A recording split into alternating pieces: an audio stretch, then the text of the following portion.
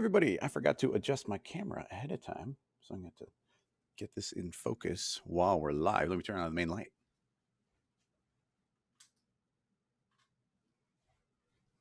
Once I hit go on the live stream, I don't have the ability to go back and check this until it's actually live.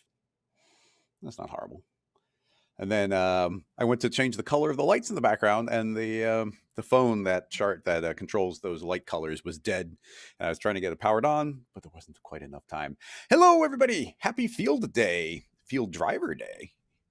How is everyone doing? Sound off if you're on YouTube. Sound off if you are on Twitch. I hope everybody is doing well. Let's see. Camera's a bit zoomed in, I think.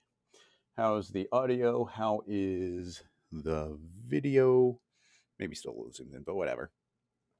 I hope everybody is doing well. It has been a busy couple of weeks trying to get this thing out the door. As I mentioned in the training videos, we've been working on this for like over a year and a half. I mean, obviously we got other projects that we're focused on at various times, but we've been working on this for quite some time. It's a concept I've been wanting to pursue for a while. I absolutely love the power of fields inside of Cinema 4D. It's one of the best ways of keeping everything procedural. So this was just a way of tying it into every single parameter inside of Cinema, as well as the opportunity to create 6 new fields that can be used anywhere in Cinema. So like regular effectors and anywhere, vertex maps, anywhere you can pipe fields into, our fields can also be piped into those. And that created a lot of new power. So how is everybody doing? If you're here, give me a shout out. How's everyone doing? I'm going to go through some demos. Actually, in my training videos, everything was very rushed. I had a lot of really long nights as we were trying to get out the door. So I completely forgot to record a section in the quick start where I usually go over like all the included example files that I put inside the folder, and completely forgot to do that. So we get to go over those today, which is exciting. I hope everyone is doing well. We got people over here on Twitch, people on YouTube. If you have any questions, feel free to throw them in the chat. I mean, obviously it's a launch party live stream, so we're going to be focused entirely on Field Driver, possibly tinkering with it, combining with other plugins, just building things in Cinema with it. But I can almost any question could be tied in with the Rocket Field Driver, because it can drive any parameter inside of Cinema. Well, it's not technically you can't control gradients. Like, we can, I guess in theory we could make something could blend between one gradient and another. It's an idea I have, but yeah, it is super powerful. Anyway, we got a lot to talk about. I'm going to switch over to the desktop. Hopefully that button works. Yes. Okay. So I guess I should be putting links in the chat as well. So for everybody here on the stream, here are links directly to the main page for the tool. And right now, during the launch sale, you can get 15% off using the code Strawberry Fields. So yeah, that's going to be a really good discount there. And then if you're to buy the 2 tools separately, because you can buy Field Driver as standalone, or maybe if you just want fields, you can get just the fields standalone as well. That would be 165. So combined, that's 30% off. And then after it's got 30% off, there's another 15% off of that. So under 100 for the combination of the 2. So anyway, I am super duper excited about this tool. I'm excited in so many different ways because, first of all, it's something we've been working on. We're able to integrate a lot of cool ideas and workflows that we've never had before. And, we've got all these fields, and these new fields are some of my favorite things, like in an absolute sense. I have found a big love for the hue, saturation, and brightness modifier, and the stop motion in particular. Like, I just find myself almost constantly using those. But yeah, the timer and noise are the bread and butter of the tool. We'll be going through there. If you haven't already, definitely go to that main page. You can check out the quick start video. So it's almost exactly an hour long, kind of goes through kind of like almost more of a project-based approach, where it's just like, oh, let's try and do some fun things inside of the scene file. And you'll see that scene file here, because I do include that in the example scene files. Let's see. So yeah, and a bunch of GIFs of stuff, and you'll see some of the scene files as we go through some of these. So yeah, check that out. And you can also head on over to the help page, which is also linked in here, or if in the tool you hit the question mark button, that'll send you over to this help page, and that will bring you to all these different videos for the installation. And then here's like an hour-long video just explaining all the buttons in the field driver tag and the timer field and the noise field. So there's a video for every one of the fields. So definitely go and check that out. These are published on YouTube, but I didn't make them public because I didn't want to span the channel with like, a dozen videos where they're just explaining. So I only kind of published the quick start one. So definitely go and check out that page because there's lots of, it took a long time to record all that information to get it edited down. Let's see. Yeah, really. Oh, Scott, excellent. That's good to hear. Thank you for getting it. And yeah, I got the sale going, which is exciting. I think I'm going to do the sale through Friday. We kind of started on last Friday. It was kind of a soft launch just to make sure that like the website worked and the download links worked and everything.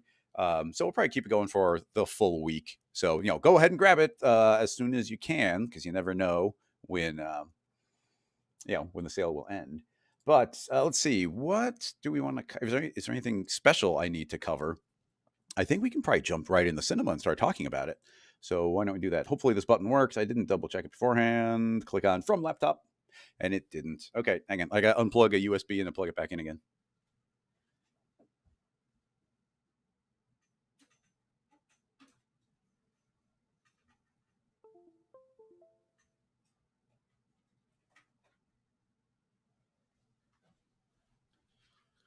That happens sometimes. Let's see. Okay, the laptop is acknowledging the thing. And then hopefully this just goes boop and pops in. Yeah, there we go. Haha.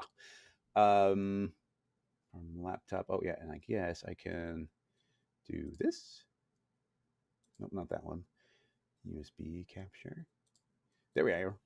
There I am in the corner. So yeah, at any given point, go ahead and do a shout out of any questions that you'd like to see. Anything you want to see specifically tackled. But why don't we jump right into the super duper basics, assuming that you haven't seen it already. Now, the assumption here would be you've already got it installed.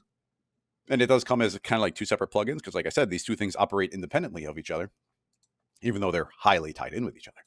So it begins by pretty much making any object inside a cinema. So, let's just start as basic as we can. Let's make a sphere. So, yep, there we go. Regular old sphere. So then to find the plugin, don't go into the extensions dropdown because it's a tag plugin. So you actually have to right click and you have to go into the extensions dropdown, and then you'll see the Rocket Field Driver, and you get this nice little gear icon. And we kind of went and branded everything pink because all the fields are pink. So it's actually kind of fun working with the color pink. I don't do that too often.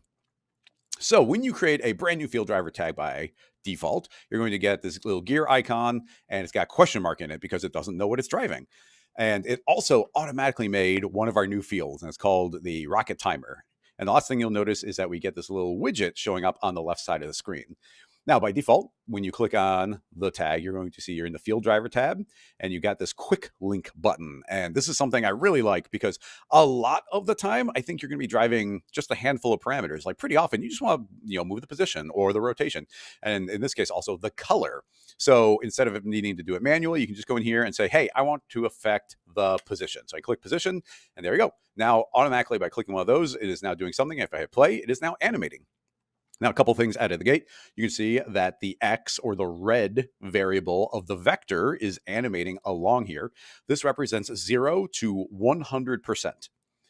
And if we were to change these variables, let's get rid of that. I'm going to change this to be on Y. So I'll type in 200 on Y. You'll now see that the green one is traveling from 0 to 100%. So this is giving us immediate feedback as to like what values are being output. Now let's talk about the actual core of the plugin. And that is that on any given object, you're going to be feeding in a minimum value and a maximum value.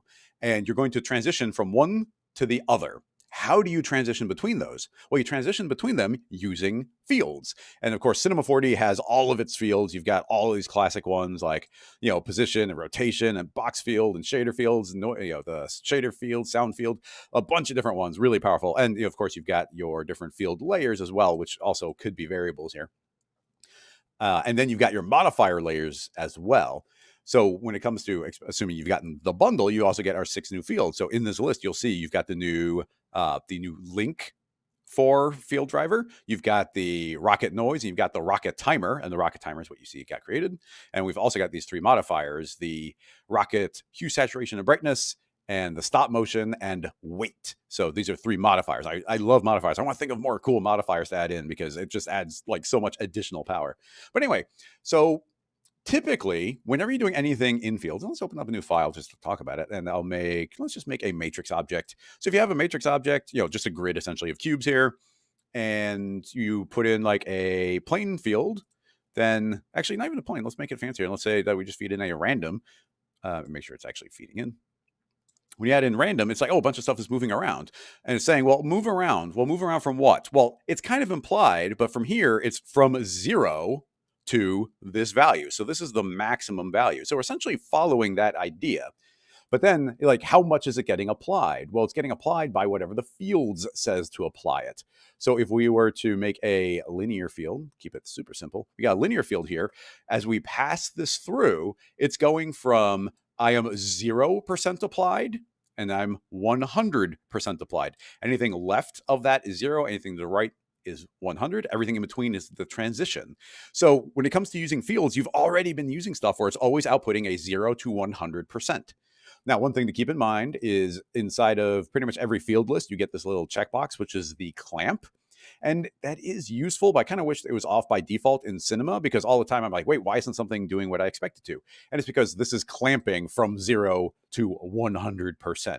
So it means the value can't go above 100%. But if you turn that off, the values can go above 100%, which is very important for Field Driver. So let's jump back on over here, and you'll see that we have a timer, and the timer is saying go from some value to some other value.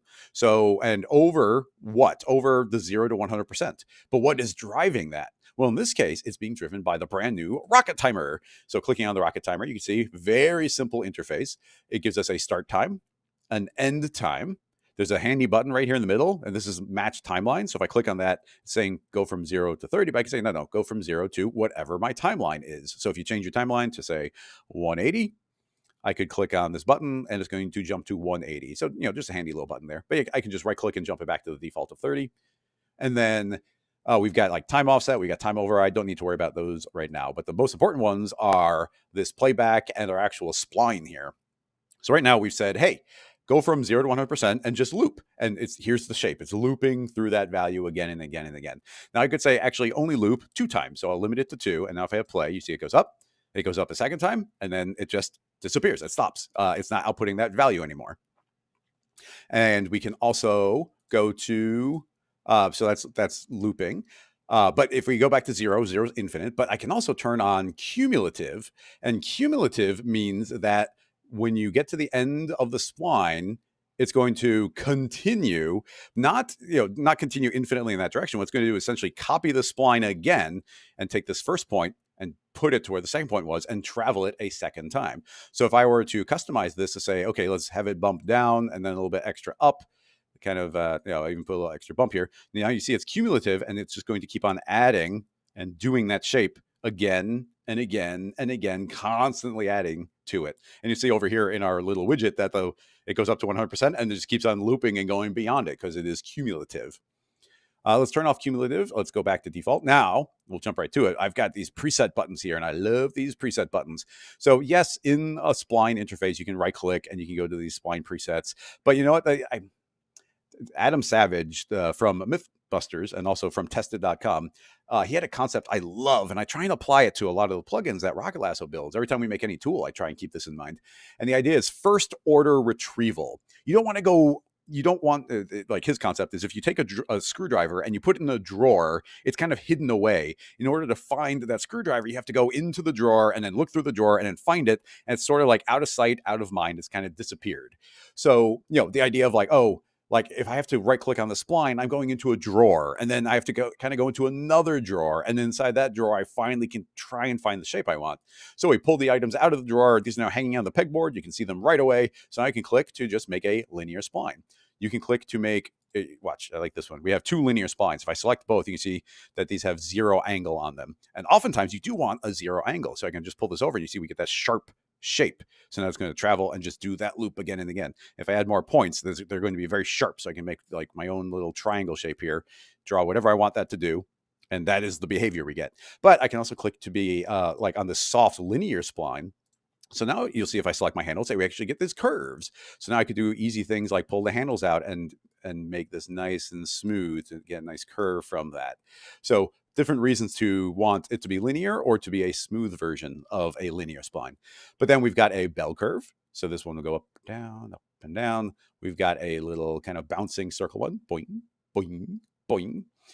We've got a sine wave. You need to have a sine wave. We've got a square wave, so just kind of toggling on, off. Ease in. And we'll probably use ease in for some gear stuff in a little bit. Ease out. And of course, ease in and out. Just some quick buttons. And these aren't going to solve every single problem. I remember I actually had put an open call out to my beta testers being like, can you think of any other splines? And nobody could think of any other good ones to put in there by default. Because I think for the most part, 90% of the time, these are either exactly what you want or they get you really close to where you want. So it's like, okay, I can make that. Just do 2 little adjustments to it. And now I got exactly the shape that I want. If I can go this ease in and ease out and be like, but don't ease out quite so much. So these get you 90% of the way where you want to go, and it's first order retrieval. All right. So let's go and so that's a loop. Now we can also keep it simple. You can also say just play once. So I can hit play, and you'll see that is going to play, and it starts at 0 and it ends at 100, and it just stays at 100 forever after the time. It stays at 0 before that. So I could say, if you want to do a one-shot animation, I could say I want to start at frame 30, I want to end at frame 90, and I want to get there via like this ease in and ease out. So now you'll see nothing. It does the animation, stops, and it's just done forever. Now, this is actually pretty powerful because in theory, you can start layering these up on top of each other, but we'll get to that in a little bit. But anyway, that's why the Rocket Timer is the default, is because it's a really simple tool to make you, be able to create some sort of looping animation like right out of the gate and see exactly how it's behaving. Now, I'd love to, actually, we'll get more into it, but I'm going to pop open one of the example scene files. So one of the scene files that comes with Field Driver is actually this timer reference. So we'll talk about how I made this in a little bit, but here is every one of the presets, and it's in loop mode, and it's also showing it in yo-yo mode. We didn't talk about yo-yo, but the yo-yo mode makes it so that you'll travel up the spline, in this case, over the course of 45 frames, and then over the course of the next 45 frames, travel back down the other side. So yeah, a very clean way of having those travel. So this gives you a little preset or a little visual of like what this looks like over time to apply it to different things. And of course, we've got custom in the fact that you can draw any spline in there you want and make it do whatever the heck you want. So yeah, those all layer up really, really nicely. So those are some of the super duper basics. But of course, one of the most important variables when it comes to Field Driver is that we can drive it with any field. So in this case, let's delete out that timer. We don't need it. And in this case, I'll just make like a linear field. So, the simplest possible field inside of Cinema. And now if I grab that linear field, I'm actually going to pull it out to not be a child so it doesn't go along for the ride. But you'll see if I pass this linear field through it, from here it's 0% and here it's 100%. I can just pass a field straight through that. So if I were to make a duplicate of this sphere and scoot it over, actually, no, the position's being completely overridden on that because I did drive X, Y, and Z. So let me just say to only drive Y. So I'm going to say, well, I guess this is a bit of a spoiler or jumping ahead, but right now we are currently driving the position. But there's a button here that says unlink. So I'm going to click unlink, and now I'm not driving anything. It's back to being nothing. And now I'll click on the sphere. And what do I want to drive? Well, not X, Y, and Z. I want to drive just Y. So if I grab Y and drop it directly on the tag, you'll see we get this nice little icon, the down arrow saying plus. When I drop that on there, you'll see it updates to the new letter. And now it should only be driving Y. So when I click on it, then if I hit play now, it should be pretty much the exact same thing. Actually, I don't have to hit play because it's the linear field. Click on the linear field, which is still in there. And as I pass through, you see it's controlling Y. I had to do that because I was controlling X and Z and telling them to be at 0, but now it's not. So now I'm going to create several spheres, just copying them. You see 3 of the same tag, but all of those tags are being fed the same linear field. So if I grab that linear field and pass it through, boop, boop, boop, boop, boop, boop, boop, boop, boop. What's cool is if you have more than one tag selected, it'll actually show the widgets of all 3. So now as I drag this through, you're going to see 1 widget, 2nd widget, 3rd widget, all 3, boop, boop, boop, boop.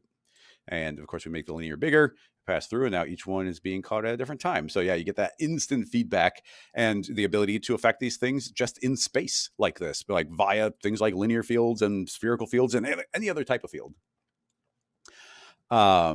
So let's go ahead and delete. And okay, so I'm gonna hit unlink and let's talk about the next field. Now, we'll make it manually, but what I'm gonna do is say quick link to position. So again, we're controlling position here. And I want to drive this with the rocket noise. So I'm going to click on this dropdown and go to one of the new fields called rocket noise. As soon as I click it, it will create it. It makes it a child of the object we're currently on. That's actually just kind of a function of fields in general. And it happens with regular fields. Sometimes I like it being a child. Sometimes I don't like it. But it's hard to predict what people are going to want on that. But anyway, we've now got the rocket noise. If we click on that, it's going to look a lot like the Cinema 4D noise interfaces you've seen before, but with a couple of handy additions. One, this is specially designed to work really well with Field Driver. So immediately out of the gate, if I were to hit play, you can see that this is now going to be animating, but not too fast and not too extreme. So let's push this a little bit further. I'm going to say go to minus 200 just to get a little more travel distance here. And if we click on the noise, you can see that there is animation speed by default, and it's using different noises. In this case, it's using Perlin noise. But I can grab the bias slider. And there's a bunch of sliders here. We're not going to spend a bunch of time talking about all of them, but bias slider is the important one. And again, for first order retrieval, I can just start increasing that.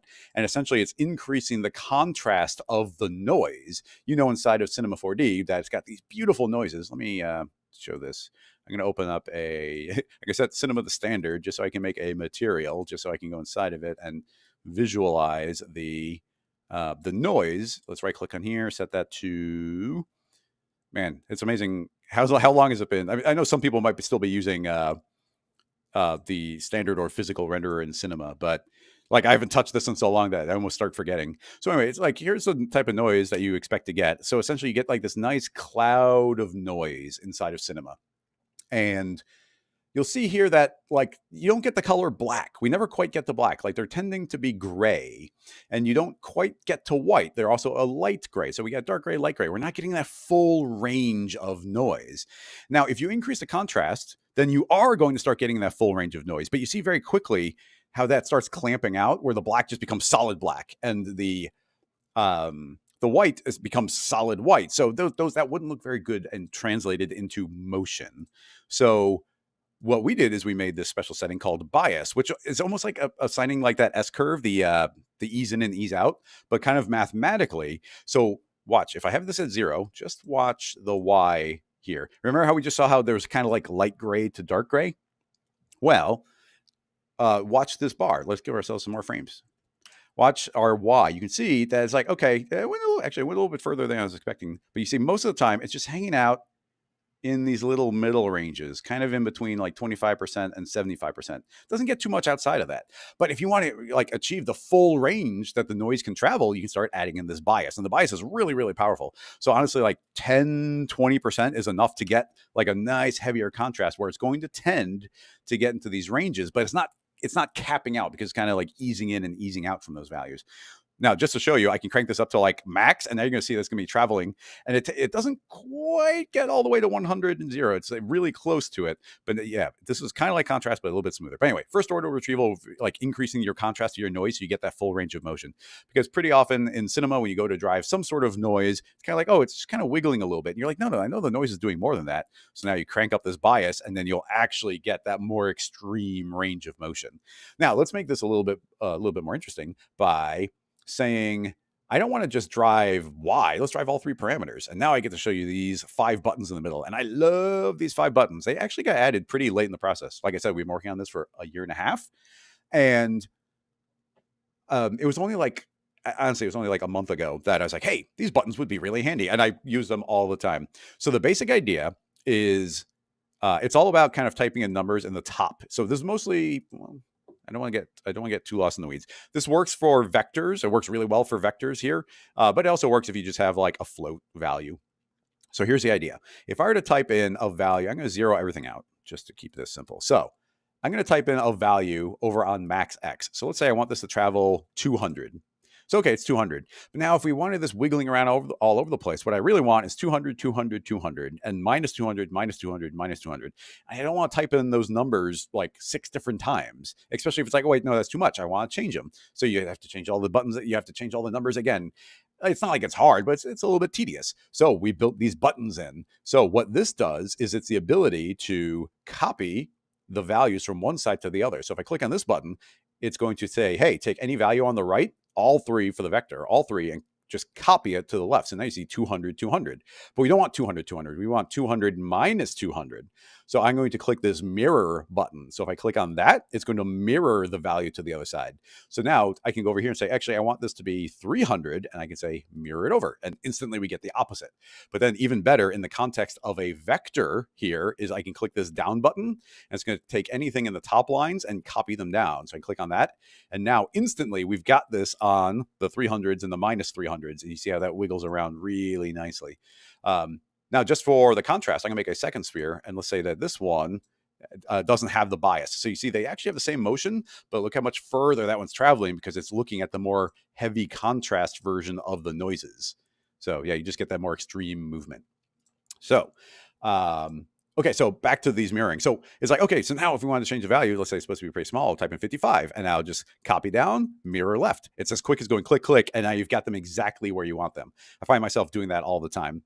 And you could do the same thing here. I could say minus 111 and mirror copy down. You can also do the opposite, which is like, minus 55. I can copy down and then mirror. It doesn't matter the order you do it because both will end in the same result.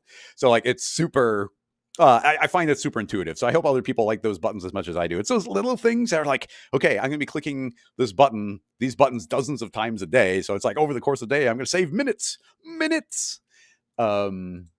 So yeah, super dig that. So anyway, you can see now that with a very simple setup, we've just got the sphere. It is controlling the minimal value, the maximum value, and using noise, it's randomly moving it around.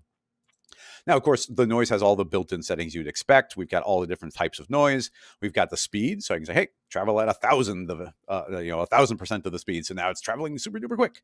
Let's make this travel a bit further. So let's go to 200-ish. Copy mirror.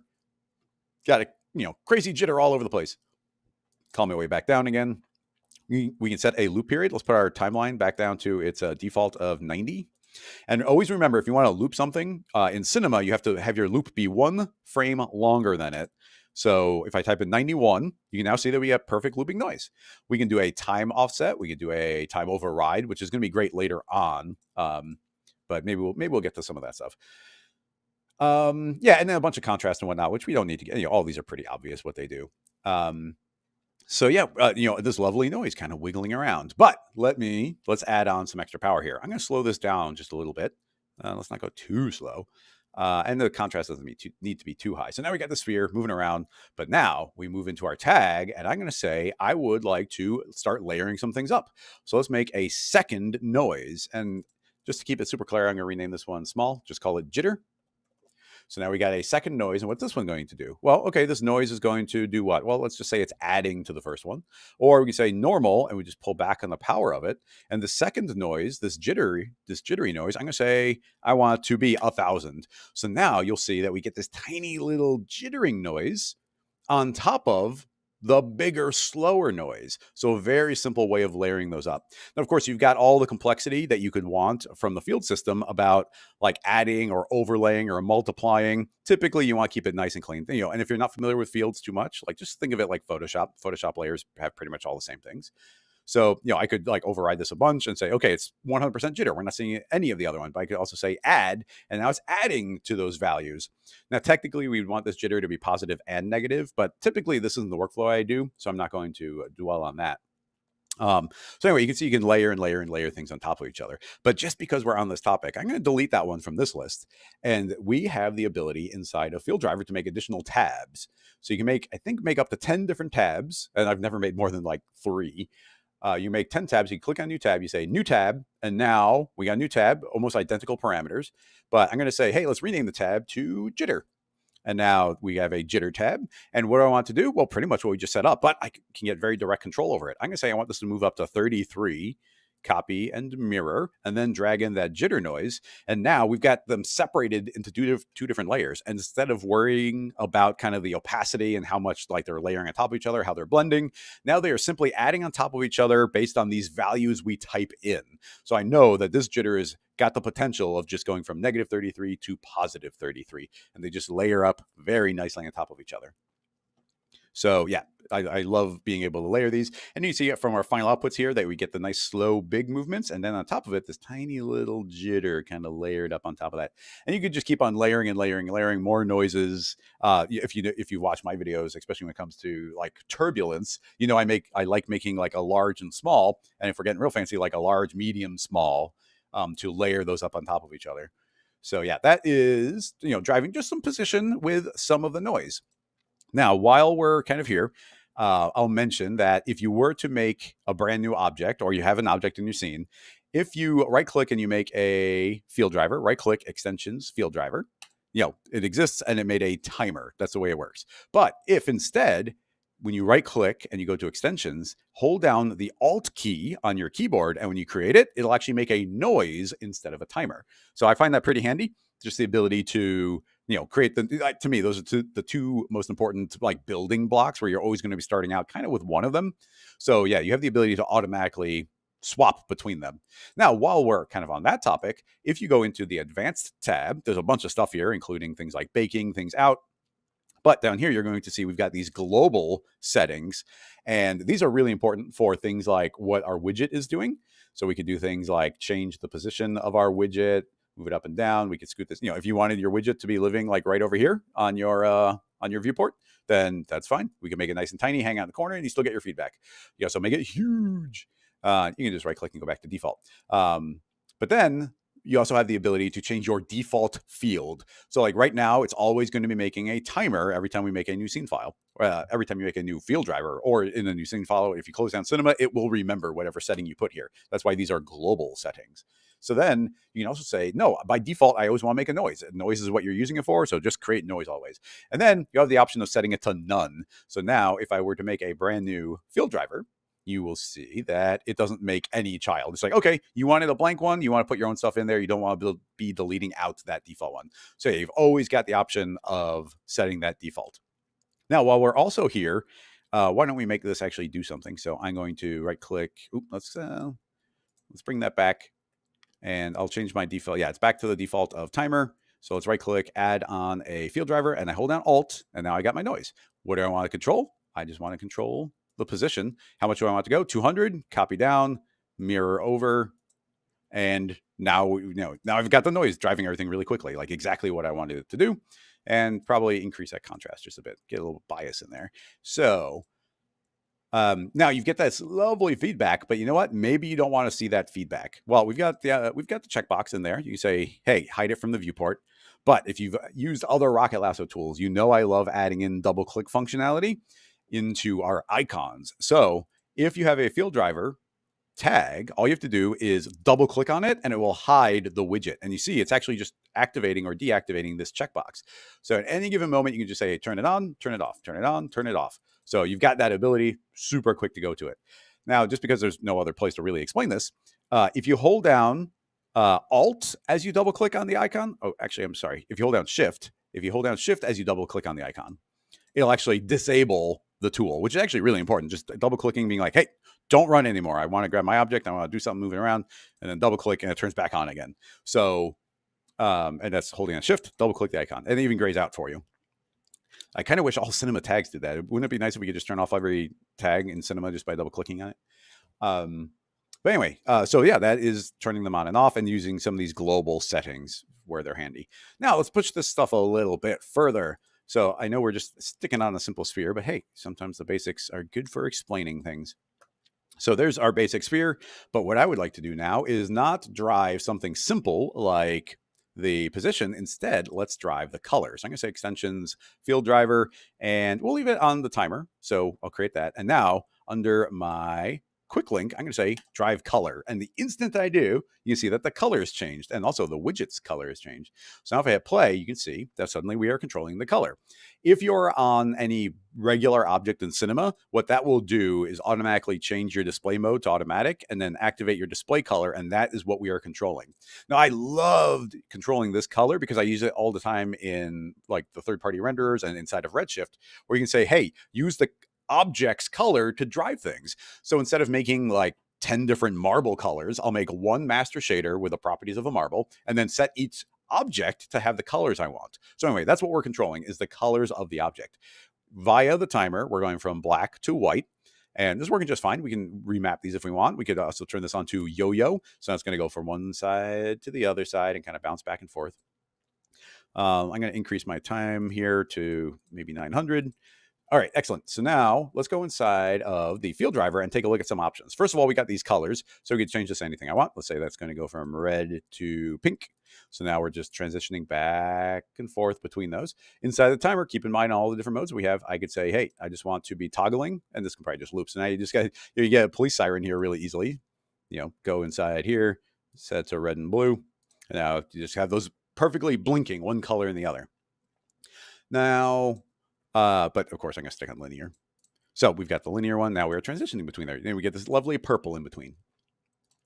Now it's pretty cool. We still have this mirror, copy and mirror button. So I could set this to some other colors, do like this light blue. And I'm going to say mirror the color. And now you can see what the opposite, actually, coincidentally, I just went to exactly what that color is. So let's try kind of a green. I can say, give me the opposite of that green. And you see opposite of that green is this pink. And we grab the pink and say, well, give me, let's go to kind of a, well, it's probably gonna be similar, but here's like this lime color. I can copy it over, and now you see that the opposite of that one's gonna be like this darker blue. So it's pretty cool to be able to like jump and see the mirror opposite colors of that. But that's just one mode that we have. I can change this over to be a gradient instead. And I love this new one. Remember, we're mapping essentially from 0 to 100%. So this is 0%, and that's 100%. But that means I can feed in anything. So let's grab like the full color gradient here. And now you can see that we are traveling through the entire range of colors. So I super duper love being able to turn that on. Let's slow this down a little bit. I'll jump this to like 90 frames. So you see we're slowly transitioning through every color in the rainbow. Any color that we want to drop in there, that will automatically get applied. So we can say, hey, give me this neon. I've got a bunch of personal presets. So here's just traveling through neon colors. Really fun to be able to layer all that stuff up on top of each other. Lastly is the ability to take on the color from the field list. Because if you're familiar with fields, fields can also generate color. So now it's the actual object that's giving us color. So if we click on any field inside of Cinema, etc. Actually, why don't we not, I'm going to remove the timer for a moment and let's make a simple linear field. The linear field, I'll click on it, go to color remap, set that to gradient, and now we have black to white. But I'm going to load in something crazy again. So let's grab this beach rainbow color. And now if I grab this linear field, if I pass that through this object, it's going to take on those colors just thanks to the field based on these percentages and the color that's saying to be outputting. So yeah, complete control over the color there. But now let's move our timer back in again. And now we've got our animated timer based on whatever it's doing. Now I could go back into this timer remap and put that to a gradient. And again, let's go and grab, I guess we'll just grab the crazy, actually I do like the neon colors. So I will grab these neons again. So now we're traveling through these neon colors. It's pretty cool, but it's like, well, why would we use the field list, and then manually go and override it with a color remap instead of just using gradient mode? Like they're giving us the same output effectively. Well, there's very, very good reasons to use the field instead. And that is that you can use modifiers on top of them. Modifiers. And I love modifiers. If you use field modifiers, they are so powerful. And I'm going to talk about a couple different concepts with them. But some things I want to play with right now, and let's start out by showing off stop motion.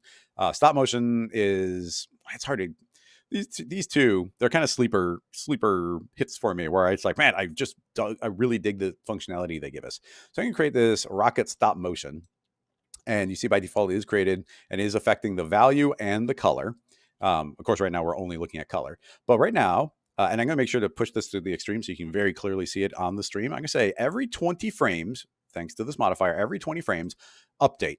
And now, instead of that gradient kind of looking like a perfect rainbow, is now popping every 20th frame. So it's a way of getting like a stop motion effect from any of the values coming out of your field list. So now we're popping to color to color to color, and we could set this to anything I want. I could slow it down to like 30 frames. We could speed it up to 10 frames. I don't know. I think the frame rate's probably going through the live stream pretty well, but it's like you can drop this to something more realistic, which would be like 2 or 3 frames. But here it's barely going to look jittery at all. But yeah, pretty cool to see these colors. I'll show you this in a positional context in a little bit, but I just want to keep things simple as we go. So let's say, okay, every 20 frames, jump to a new color. Excellent. And maybe instead of a timer, I'll delete that timer and let's feed in a noise. So I'm going to say, give me a random field. Let's make sure it's seeing the color. Don't set it to max, just normal. Oop, that's a random field. I meant to make a rocket noise.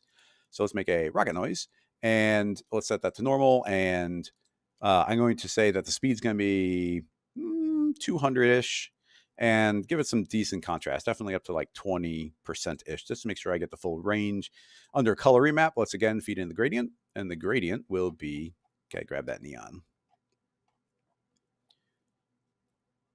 Several neons, let's grab this one. So now you can see that we've got these random colors going. Actually, the faster speed is not to our advantage here, so I'm going to slow that back down again.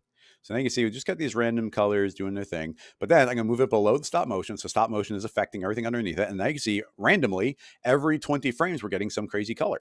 So under the random noise, I'm going to say, actually, let's crank this really fast. So now it's almost like pure random, like who knows what color we're going to get. Now, of course, coincidentally, we can end up with a similar-ish color, but now every 20 frames is going to update. So I super dig that. Now modifiers can layer and layer and layer on top of each other. So I'm going to say, so, okay, yes, go ahead and do a stop motion, only update every 20th frame, but then create a, I'm going to create a delay. And the delay, you guys are probably familiar with delay, but with delay, we got 3 options, but the ones I always use are smooth and spring. So suddenly you see, oh, it looks nice and smooth again. If I turn that off, you can see we're going pop, pop, pop, pop. If I turn it on, suddenly it's nice and smooth. But that's smoothing between the values being fed from the stop motion. So if I actually lower this down to, I don't know, 5%, now you see that it is going from color, solid color to solid color, but we get a little bit of a transition in between there. Let's try 10%. Look at that, just a little transition between the colors. So we can kind of pop between colors, but then get that smooth gradient between them, the smooth transition between them. So super duper powerful there. Now I want to keep on showing off some more stuff here, like spring, but that's going to look better in the context of it moving around. So do we just start over again? Yeah, let's just start over again. So I'll pause that, open up a new file. Let's make a cube and let's layer up 2 different field drivers, because why not? Extensions, field driver. Actually, I want to hold down Alt as I create that one, just so I get a random. And yeah, I would like to control the color again for this one. So I'll just say color, and I'll load in the color gradient, load it in. Let's just grab the rainbow here. So now we've got random noise driving that. And again, let's add in a little contrast. So I hit play, and that's driving the color. Okay, cool, doing its thing. Now, unrelated, let's make another tag. Right click, extensions, field driver. And I, again, want random. So I'll make a separate random noise, and I'll just call this random P for random position. So what do I want to control? I want to control the position. How do I want it to move? Let's just do 200 on every axis with button to mirror and copy down. So we got a cube wiggling around. We give these 2 different seeds if we want to, make sure they're not synced up. And now we get that cube moving around doing its thing. So now let's start making that a little more extreme. So yeah, now you see, just look at, I just love this bias slider because you suddenly get like the full range of motion from it. Now, so we get that lovely full motion, but now I want to go inside of the positional one. You see we have C for color and P for position. I want to grab that stop motion. So I'm gonna say, okay, stop motion, please. And now you can see, look at the motion is jittering. It looks like this C4D is lagging, but look, that is smooth. This is slow. Now let's make it super intentional. I'm gonna say update only every 20th frame. So now you're gonna see the position only pops into its new position every 20th frame. I really, really like this because now we can do things like layer up a delay, another delay, and set the smooth. So now look, what are we getting? We're getting random motion in a straight line. Like that would not be an expected output that if you were to combine stop motion and then essentially a smoothing effect, that you're going to get something that is now instead of randomly moving everywhere, it's moving in straight lines. Like I super dig that. So that's delay smooth. We can do just a little smooth, and now you see it moves really quickly. We can just do a tiny little bit. Now you can see a little bit of a transition there. Put a lot of smooth on there, and now it takes a while to move between there. If you do enough of it, it's probably gonna start looking almost like a normal noise. Well, it's constantly got a new direction. So yeah, it's still kind of linear lines it's traveling between. But where this can get extra fun is we'll say I want it to be a spring instead. Keep in mind, this is what our motion looks like. Stop, stop, stop, stop. So now I'm going to say, I want to spring the motion. And now look at this, straight lines, but with this jiggle on top of it. Wiggle, wiggle, wiggle, wiggle. So you do just a little wiggle, just to get a little bit of that overshoot going. we do a lot of spring where it's going to like really wiggle around. You can't go too far because you're going to completely lose your motion. But look at this series of stop, stop and refresh, wiggle, wiggle, wiggle, like constantly trying to ease down. Now we could go into our stop motion and say, hey, take longer, take like every 45 frames. So that's only going to refresh every once in a while. So we have lots of time for that jiggle to slowly calm, slowly come in and for it to calm down. But like the combination, my favorite combination is stop motion combined with delay. Of course, delay is already built into Cinema. So this is just upgrading your ability to layer these things. But again, it does go to these things all layer on top of each other. So right now we're saying only update every 45 frames, and I'll even put more wiggle on there. So let's say there's even more wiggle. And then I'll make another stop motion. This might look a little bit silly, but let's make another stop motion. And I'll say, okay, only update every 5th frame. So now it's all the motion that was coming from underneath it with only an update every 5th frame. So keep in mind, you always turn them off. So it is this motion, but now it's only updating every once in a while. So you get the stop motion jiggle on top of it. And we could put a smoothing on top of that or put a spring on top of that, layering these things. That's where the power comes in. Now, everything I've been showing you has been in the context of kind of using the field driver directly, but these fields work on anything inside of Cinema, like any setup. So I might actually pop open one of our demo scene files. Oh, actually, I forgot while we were going that I should pop this one up. So while we've been talking about the stop motion or the rocket noise field, here's all the different Cinema noises and how they look. And they look pretty great. So you can see we get the nice smooth one. Here's Perlin, circled because that's our default. So nice smooth noise and different noises. You see like something like Hama, that does use extra contrast quite a bit. But you see that's hanging out near 0%. And then every once in a while, it gets like a big bump up near 100%. So yeah, all these different noises give different effects. You can imagine grabbing cell noise because you kind of want this pop animation, kind of a stop motion-ish type thing, but it's a little bit more random.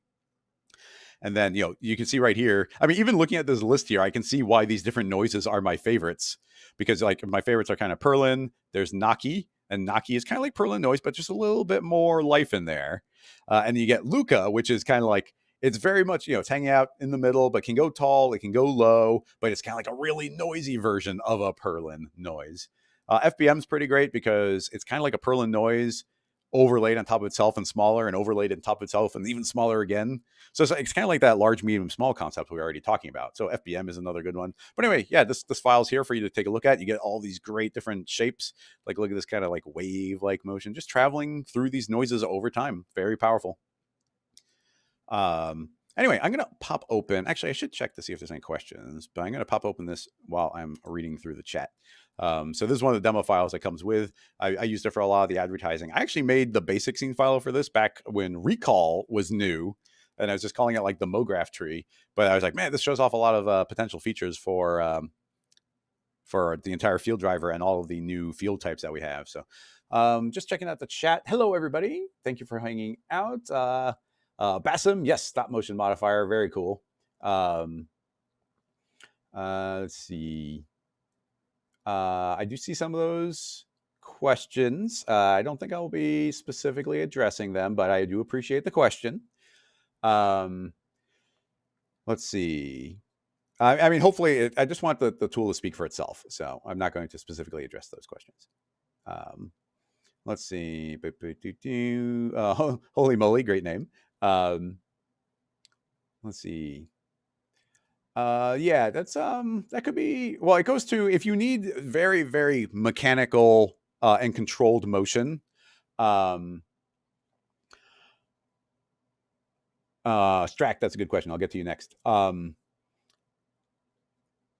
kind of asking about like, the timer and going to very specific places at very specific times. And it's like, yes, you could do that. But, just because I've got this nice new procedural animation tool to use fields to drive everything, doesn't mean it's the best way to do everything. If you need something to be in a very specific spot at a very specific time, keyframes are still probably your best bet. Like if you want to very actively control something.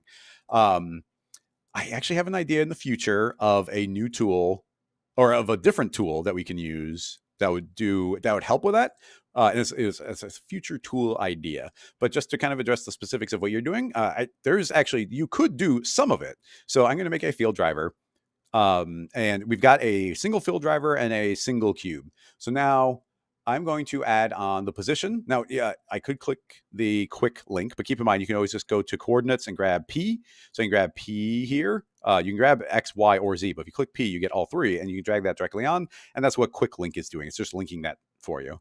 And then remind me, just in case I forget, but here's another cool feature. You can see right now we're driving the position. But if we go to the cube and I click on R for rotate, if I go and drag that on, I drop it on, you see it replaced it. We're now doing rotation instead. But check this out. If I grab P, because we're already on rotation, if I grab the P position vector right now and I go to hold over the field driver, if I hold down Shift when I let go, we get a new icon. It's a hashtag. And that's because if you click on the field driver, we're now controlling both of them at the same time. So very, like, incredibly powerful to be able to control both at the same time. Now, keep in mind, for the most part, they'll be doing the exact same. They're getting the same values. We're mapping from one thing to another. But we'll see when we get to like the particle example thing that very often you want like this timer to control like 10 different properties. And now you can just keep on dragging the properties onto the tag and layer them up on top of each other. So just keep that in mind. But for now, I'm going to unlink those. Let's just say we want to drive the position. Okay, so the idea here is you've got a sequence of things you want to have happen. How can we do that? Well, I'm going to set, let's say that the very first thing that we want to have happen is this is going to move up on Y. So we've got this timer, and let's even just be real specific. I don't want to get lost. If you don't name things and you make like 10 timers, yes, it's going to get confusing what is controlling what.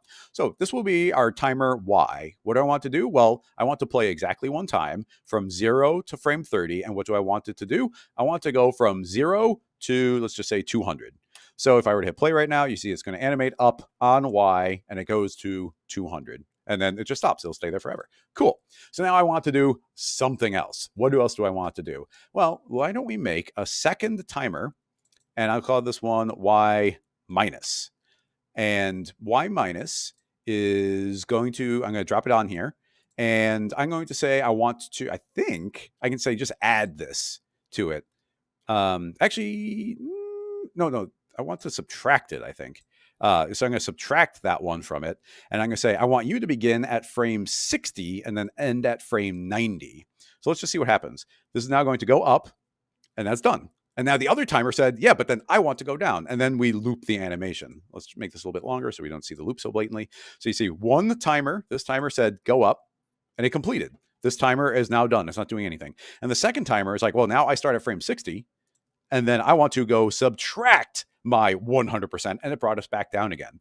And we hit play, let it keep going, and then the whole thing will loop, and now it's continuing. So that was using two timers to create a more complex animation to say, do something at this time, and then do something at this time. So that's one. I'm going to delete that. Now we're back to just the basic Y doing its thing. So now here's what I like even more is that was from 0 to 200 on Y, but now I'm going to make a new tab. And now we get all those values again. Now I'm going to, first of all, I want to zero out our max and zero out our min.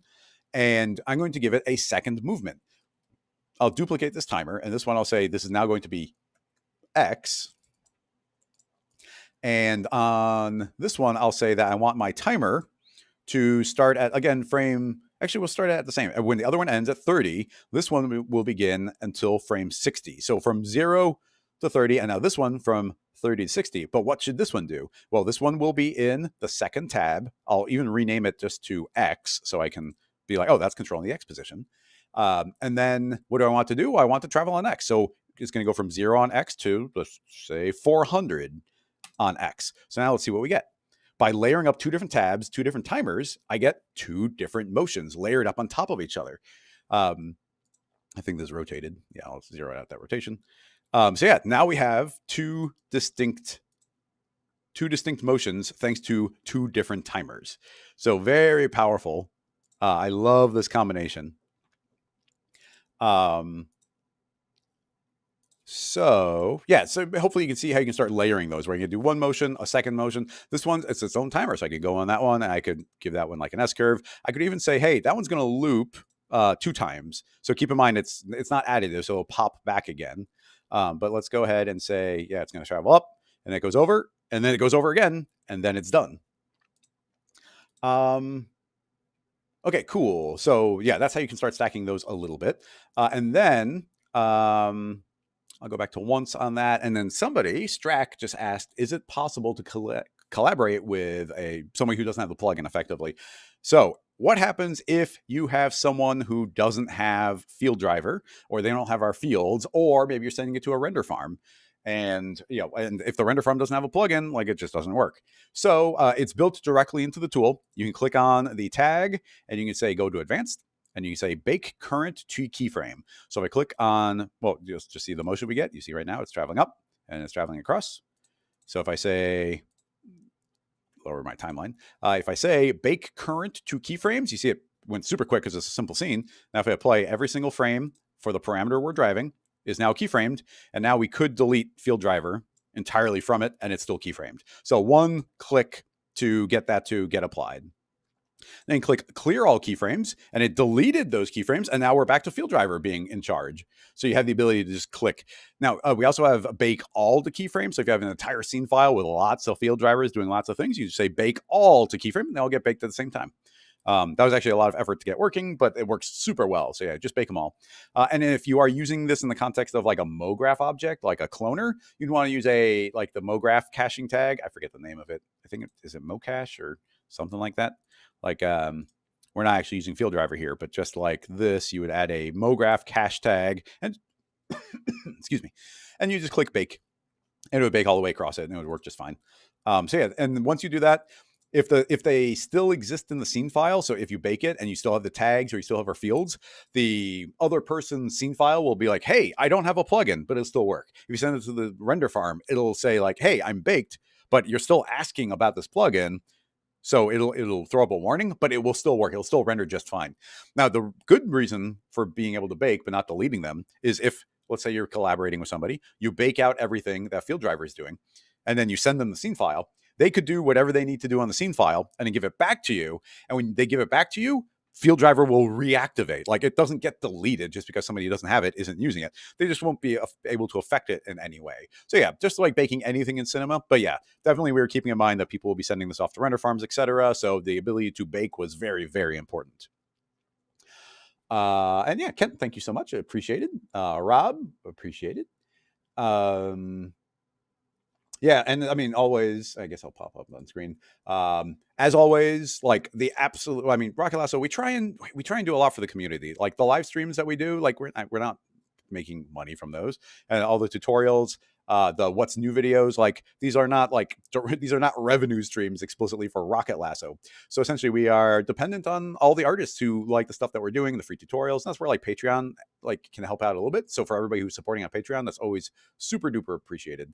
But the best way to support Rocket Lasso is always to buy one of our tools, to buy something we've made that will help you do new things inside of Cinema, do something cool that you couldn't do before, some new effect, or just speed up a workflow of something that you're doing. So buying our tools is the best way to support us.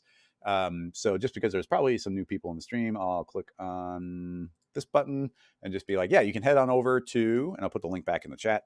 You can head on over to our Gumroad page and pick up the tool. It is on sale for the rest of today, tomorrow, and Friday, and then the sale will be gone. So keep in mind, it's a good time to go and pick it up. And as I mentioned, technically it's a combination of the Field Driver tag as a standalone tool, the Field Pack tag as a standalone tool. So those two combined actually gives you 30% off. And then on top of that is our launch sale, which is 15 additional % off. So we got all the stuff.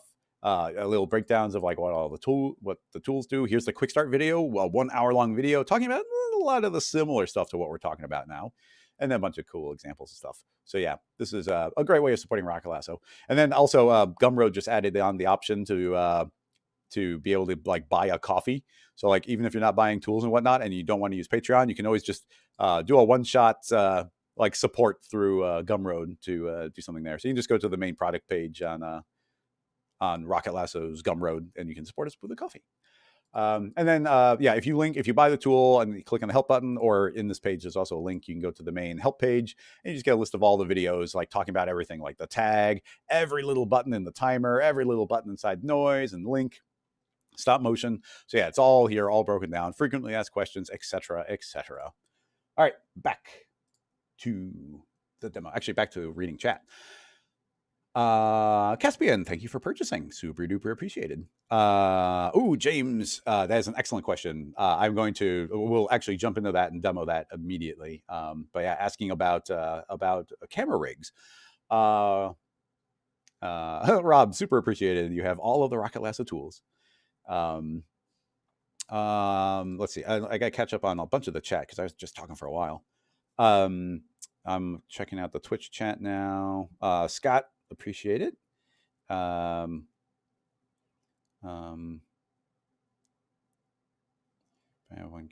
about cameras.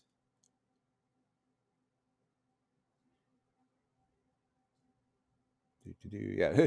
Oh yeah, a bunch of people talking about camera morph, which is cool, and that works on top of this tool as well. The camera morph. Great to see the noises expressed that way. Yeah, I like I said, we were trying to get this out the door. We've got some deadlines, and I actually ended up making a bunch of the demo scene files kind of after we already soft launched, and I started making those. I was like, these are great, so I started sneaking them into like the download folder. OOC. Just got here. When using spatial fields like a linear field. Oh, spatial fields like a linear field. How is the space defined? Where these? Oh, that's a good question too. Actually, we'll do this question first and then jump into the camera question. So appreciating it. Windbush is in the house. What's going on? Thank you for coming and hanging out. We're talking about new tools. OOC is asking about how are we sampling these spatially based fields. So let's make it's a good way of showing this. I mean, we're using a lot of the same object, but hey, what are you going to do? So if we were to make another field driver and have it control something really simple. Actually, let's have it control color. So I'll say control the color. So click on the color preset, and it just always looks cooler with the gradient. So we're going to load in a neon gradient.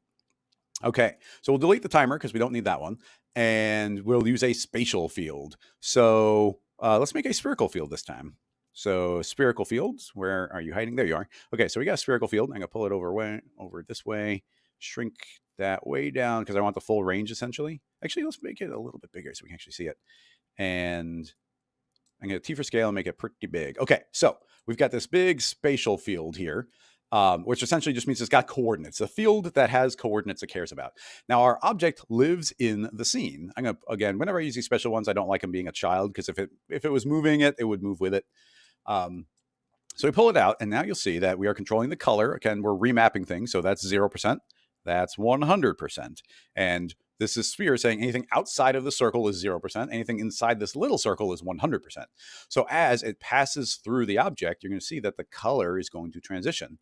And like we were talking about before, if I were to duplicate that and make another one over here, look, as I pass it through the field, the colors are changing and updating. So we could make, potentially a bunch of these kind of anywhere and everywhere. And as I grab my spherical field and I move it around, it'll actually pass through each of them individually and modify the colors.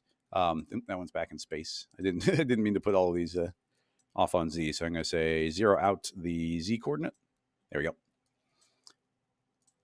So that's, yeah, now you can see I can just pass through those with the spherical field. So yeah, pretty cool. Now, what it does by default is it is passing through the axis of the object. Every individual object, of course, has its own axis. And wherever that axis falls within this range, 0% to 100%. So if the axis falls within that, it is mapping that value on.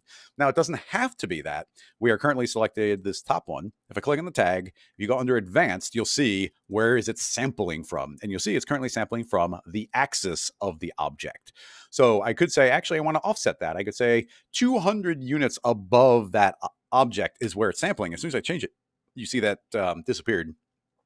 Actually, it might be nice to, in the future, make a little checkbox or something that will show you where your axis is offset or where it is sampling from. But just kind of eyeballing it, like 200 above here is now what it's sampling. So you see, as I pass through that object, it's not affecting it. But if I start moving up higher, up here, the axis is invisibly kind of been offset up into an upper area there. So you see it's shifting that way. So we can offset all of them separately. You can also say, hey, sample from the world position. So that's just world offset. So 0, 0, 0 in the world. And if I make this null, you see right there, that is 0, 0, 0 in the world. So now I can move this object around and you see it's not changing color because it's actually, the spherical field cares about world 0. So now if I move it through this little baby null right there, if I pass through the null, you can see that that one is changing. So that in theory is a way that I could say, hey, all these different tags, I'm going to say that every one of these objects is going to sample from the world. And now you see, even though I'm using a spherical field, they are sampling from that same location. So now I can just pass it through there and they all change at the same time. Now, obviously, there's lots of different ways you could get that type of effect inside of a cloner or a linear field or even a timer. Like there's a lot of ways of applying that, but just to show you that you could sample from the world position. So yeah, super relevant. And then lastly, you could do it via a link. So if I click on link, and this is on all of them, I'm going to say link to a null. So there's that null. And now all of them are sampling not based on their own location, but based on the object I linked to. So if I grab this null and I start passing the null into it, you see all of them will change color because that's where they're sampling from. So essentially we thought of, I think, every single way that you might want to sample an object in space, which is by its own axis, some other object's axis, or the world axis. So hopefully that answers that question. Okay, so moving on, I'm going to jump back to the MoGraph tree scene file, which we'll kind of break this down in a little bit more detail as we go. But somebody was just asking about cameras, and I want to definitely talk about that. So, like I said, some things in cinema, the best way to do something is always going to be to keyframe it, or as the I think it was Strat asked, or it might have been somebody else. Who was asking about camera? Somebody's asking about camera. Apologies if I've now lost your name.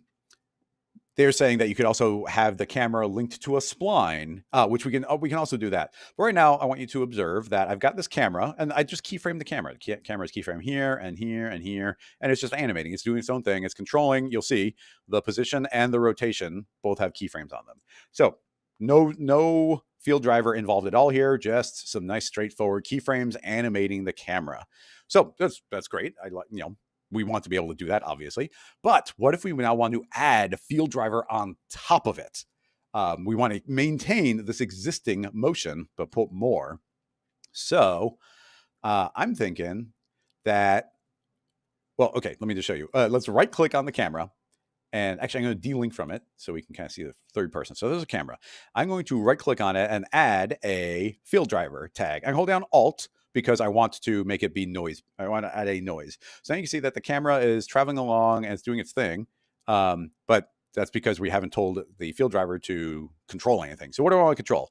To start out with, I want to control the position. So now I'm going to say, okay, I want noise to drive position. I click that. And what's going on here? Look, the camera is nowhere near where it used to be. We got all these crazy values. So it's like, okay, well, we just got this giant value. I want to get rid of that. So let's just type in 0 and then mirror it and copy it over. And it's like, oh, wait, the camera is just sitting at 0. Why is it not moving anymore? Well, it's not moving anymore because the field driver tag is completely overriding it. The field driver is saying, hey, I'm taking over. I don't care what other thing you had going on. I'm taking control. So it is now saying the position is always, we said, what do we say? Tell it to do. We said, well, the position is always 0. So we could say, well, let's put in the animation we want anyway. So I'll say 55, copy them over, and I'll make the noise. I'm going to exaggerate it. It might be a little, make us a little seasick, but now you can see we do have this wiggle where it's clearly wiggling around. It's going to be a little extreme for an actual camera animation. But let's even increase this to 100. Copy and mirror. So you can see, okay, our camera is clearly like jiggling around, but it's not going where the keyframes told it to go. Well, there is just a single checkbox that makes this work. If we go into the tag and you go to advanced, there's a checkbox called piggyback. And that means we're going to piggyback off of some other motion. We're going to piggyback off of in this case, the position. So if I click piggyback, then the instant I do, let's rewind, you can now see that it is traveling along the path that it had, and it's wiggling. So you see the camera's a little bit off from the line that is told to animate on, but it's actually applied on top of it. So piggyback is the ability to layer this on top of the things you already have keyframed. Now that could be a constraint tag. That could be an align to spline tag. I'm trying to think of what other things there might be, because there's not a lot of things that actually drive motion in cinema. Simulation tags come after, so you wouldn't really do this on top of a simulation. But you can see that, yeah, now we are jiggling and wiggling on top of what we had for the camera's position. So yeah, that goes a really long way. I love this piggyback thing. Very, very important to mention that you want to make sure that your object is actually piggybacking from something. If this wasn't keyframed, this just becomes a weird feedback loop. And I will show, actually, I'm trying to think, but I don't know if I ever did show the idea of an unlinked piggybacked parameter, which maybe we could do now. It's kind of a weird concept. I think it's a pretty powerful concept. And we even realized what it did accidentally and then kind of integrated it as a proper feature. But for now, let's just finish this camera thing. And then if I lose track of what I'm talking about, somebody in chat remind me. I want to talk about piggyback. So, okay, now you can see the camera moving around. So as we kind of talked about, let's kind of layer this up a little bit. So I'm going to say noise.L for large. And I'm going to say that is going to be moving. And I'm going to link to it. So now you see we're moving around, but it's going to be really kind of like crazy. Like that's pretty extreme. So I'm going to say, I want the noise itself to like calm down. Like, let's give it, like, I don't mind having some contrast in there, but let's make sure that we're not moving so much. Yeah. So now we got these bigger sweeping wiggles happening. Okay, that's fine. I'll duplicate this. I'm going to rename this one to be medium. So M. I'll make a second tab. And how much do we want this one to move? I'm going to say half the amount. Copy those values around and drag in our medium noise. And this one, I'm going to have travel at like twice the speed, still the contrast. And now you see the second one is wiggling around more faster, but now I'll just keep on adjusting this until it's not too extreme. I say like 33 and copy that over. Yeah, there we go. So now we get this medium noise wiggle kind of on top of it. And now we'll make a last one. And this will be small or like the jittery one. So now I'll make a third tab. Let's even call this one M for medium. And I will make another new tab. And this new tab we will call small. And this one I'm going to say only move 11 and then mirror it over and copy it down. And I want the small noise. And this one's going to be moving crazy. This one's going to be moving like 800. So now you can see that. Look at this tiny little jitter we've got going on. I'm going to go. I want to make it pretty extreme. Yeah, there we go. So now look at this really extreme minor jitter. So we still have those larger ones, but we also now have this small, tiny little one. So if I zoom out, you can see that the camera, and if I click on it, you see the original path. It's got these big, slow movements, and then it's got these teeny little movements, and then it's got the medium movements, and then these teeny little jittery ones. So yeah, you layer all three of those, and now look at the complexity that we've added on top of that camera. Now, where things, of course, are powerful is always the ability to layer up additional things. We've got this nice little jitter, but let's just say it's a little much. It's going a little bit too far. Obviously, we just pull back, we can slow it down, but why don't we make a modifier? So I'm going to say that I want to put a delay on there, and that is set to smooth. So already you can see that that little jitter I had, and keep in mind, that's only applying to this one layer, to the small jittery one, but now suddenly you see that that is really smooth. But if I start pulling back on that, and maybe we start at none, so you can see very, very jittery. But as we start adding on, even just like, let's just do like 5%, it starts taking the edge off of that motion. Let's go up to 10%. And now you can still see, it's like, okay, we still got that jitter, but it doesn't feel quite as harsh as it was just by adding some smoothing on there. And if we start going up higher, then it's like, yeah, technically there's a little bit of movement, but it's going to be very calm overall. So now let's click on... instead, let's do a spring on that. I'm going to make this a little bit bigger. So now we got that springy. It's springing on top of that tiny little jittery noise. So now it's going to add on this really nice organic layer on top of it where those noises are kind of overshooting where they were. So I still got, if I turn it off, you can see we still got this powerful jitter, but now it's got this springiness on top of it, calming it down a little and letting it a little bit more organically overshoot. So layering those on top of each other, like very, very powerful. This might look a little bit messy out of the gate, but now let's hold down Shift as I add on our rotations as well.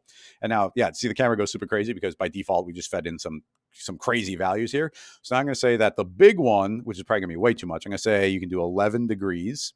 And then, actually, that was small. So let's just say, honestly, let's just do 2.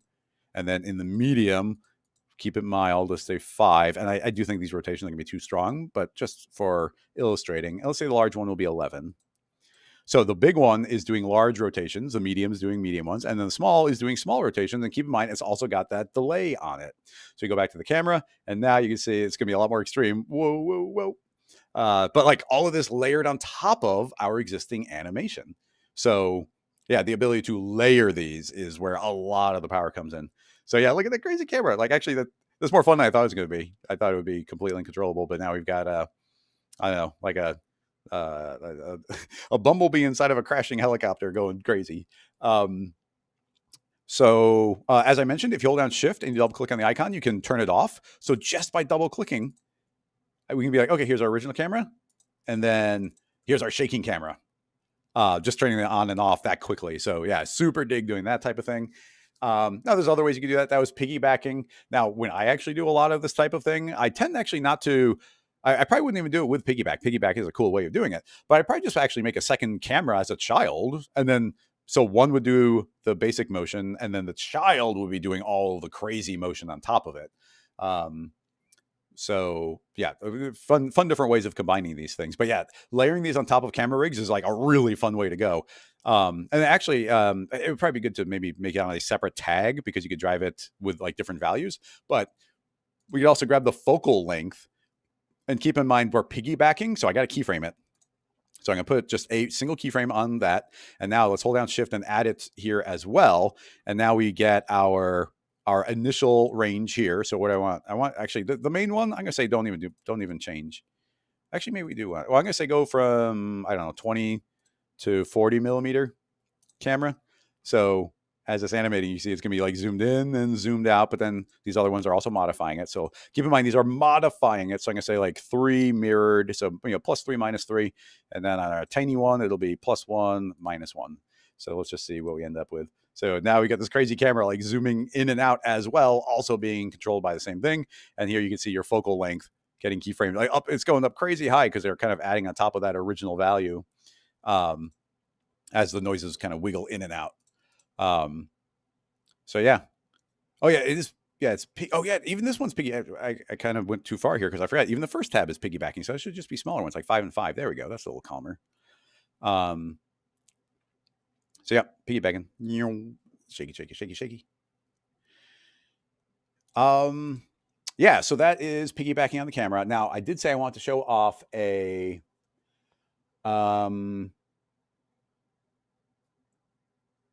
the piggybacking effect from something kind of an unmoored piggyback. Bassam, I'll get to your question in a second. Actually, okay, he's asking, or they are asking, if the stop motion modifier could be used to posterize or, apply the stop motion effect on top of existing keyframes or existing parameters. I'm going to be making a standalone tutorial very soon. I've already got planned out of I want to make a series of like 5-10 minute tutorials to kind of show this off as kind of a marketing tool, and just show off all the cool ways you can use it. And I'm going to show a way that you can apply stop motion actually it wouldn't even be stop motion, but using Field Driver as a way of getting a stop motion looking animation on top of a skinned mesh. So yeah, stay tuned for that, but I don't want to spoil it in the live stream. Okay, so unmoored, I'm going to open up a scene file just because I know it's already largely set up. So this is a scene file using the new particle system, and it's doing a bunch of cool stuff already, but I want to simplify. What do we want? Essentially, I want to keep the color. Yeah, so this is just controlling the color. I think that's all I wanted. Okay, so now here is let's reset our transform. Okay, cool. So now I've got a particle emitter shooting out particles, and pretty cool. I guess it might be kind of nice to just do that from scratch as well. Okay, delete, delete, delete. Okay, so essentially we're in a brand new scene file, and I've just got a stream of particles shooting out. Okay, so now I'm going to right click, add a brand new field driver with a timer. The timer is going to output a color remap of a gradient. The gradient will be, I'll just do all colors. And what do we want to control is the question. So let's move into our emitter, go to properties, and under color, you'll see that we can do color and we can do a gradient of random colors, but that's per particle. You see that every color is completely random. And you need noise. But if we go to constant and I say, I want to control this color property, I can just drag that onto the tag. Remember, we can just control any parameter, drop that on top of the field driver tag. And now we are outputting our color from the field driver. Inside of this tag, I'm going to say drive it via the field. And now you see that we're outputting a wave of these colors as 0 from 100% is passing through this gradient, and it's just looping again and again because thanks to the timer, you can see we get this rainbow gradient passing through. We could do this with noise. We could do this overlapping. We could, we could have this loop happen super fast. Again, layering this stuff up because we are in field mode with a color. I could make a stop motion and then say, hey, only update every 10 frames.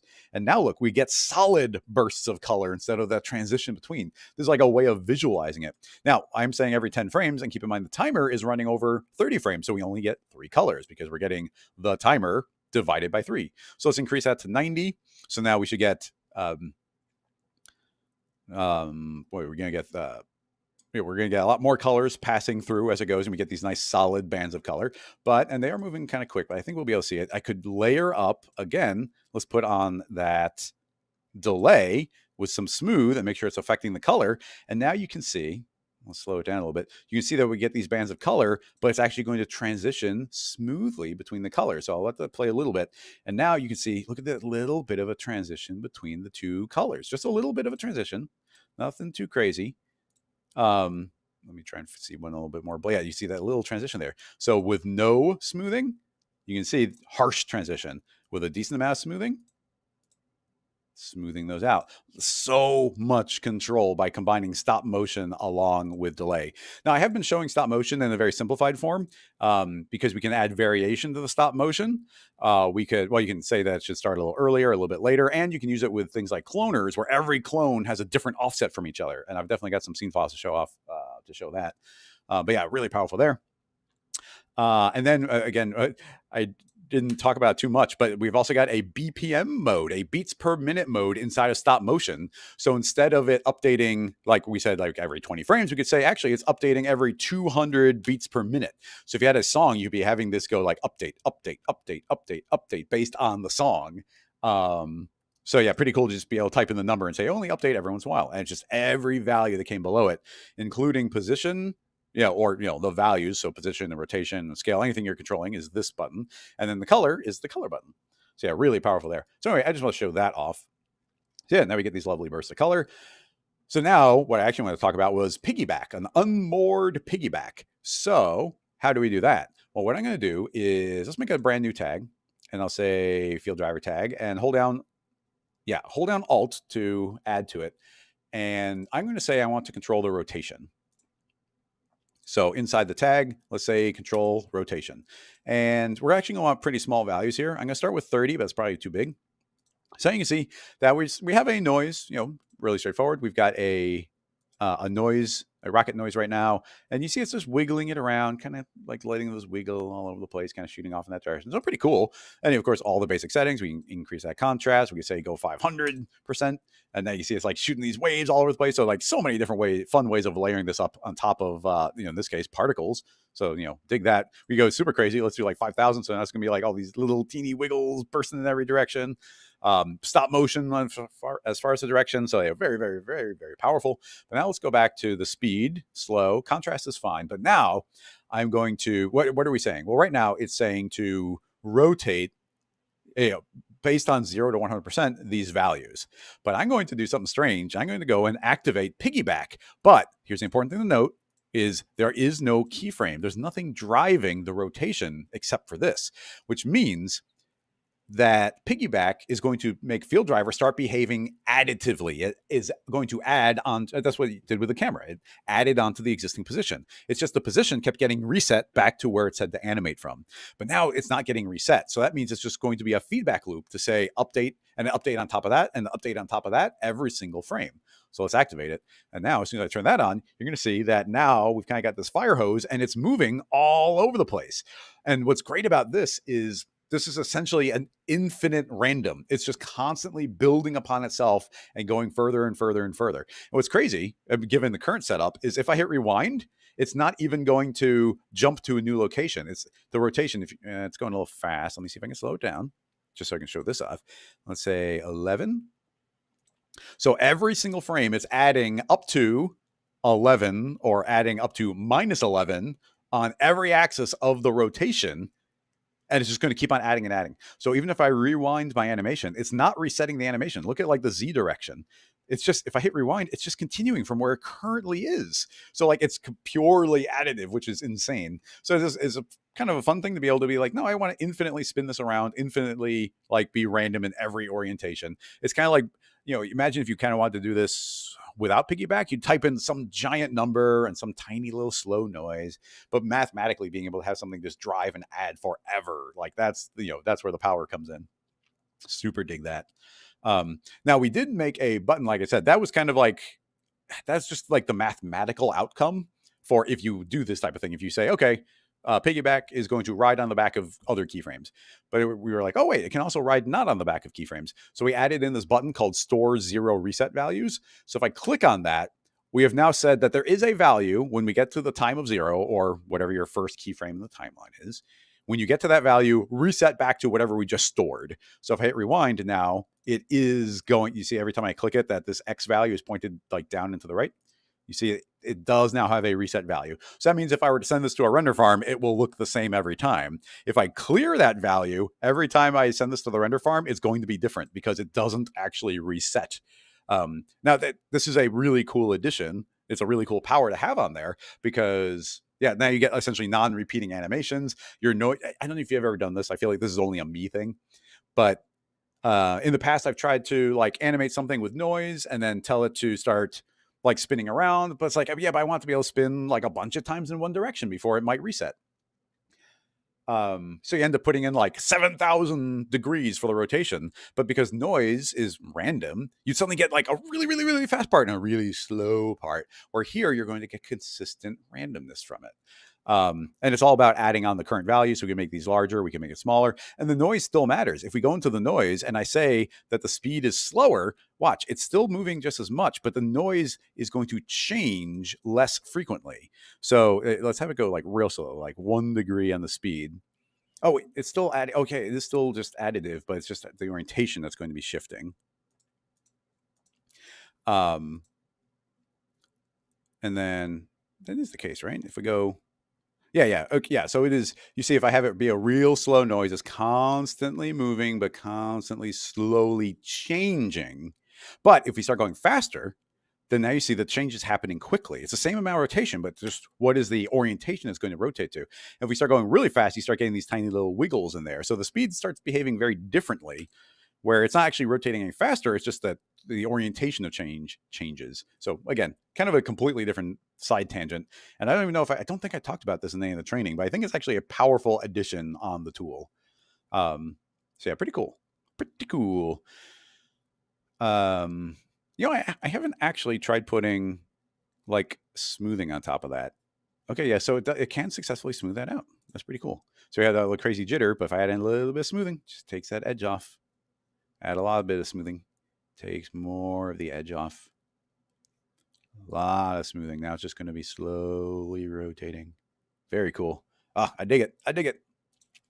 I'm going to go check on more questions because I definitely want to be addressing the things people are asking about. Excellent, excellent. Tobias is right that we could have added a field to calm down the noise when we got into the tree because it does use field. That's actually a really, really good use case for this. It's not something I was specifically like thinking about. And now that you mentioned it, like I feel like I should have put that into the demo. So let's see if we can actually make that work. We'll have to put it in the 3 different places just because of the way I happen to build this one. But if we did make, okay, so it's all math. It's Photoshop layers. I don't want to make anything too complex. I'm trying to show like simple examples. But the point, one of the big points here is you can make really powerful advanced things. So I'm thinking we make a spherical field here, and yeah, so you can see that's the inner one. Anything inside this darker circle is 100%, and everything outside of it's full power. So what I'm going to do is make that a little bit smaller, and we're going to invert this. Okay. Very important. So under remapping, I'm going to say invert the values. So now everything outside of it is 0. No, I'm sorry. Wait, do I want to do that? Multiply by 0. 100% multiply by 0. Yeah, actually, I think this might be correct.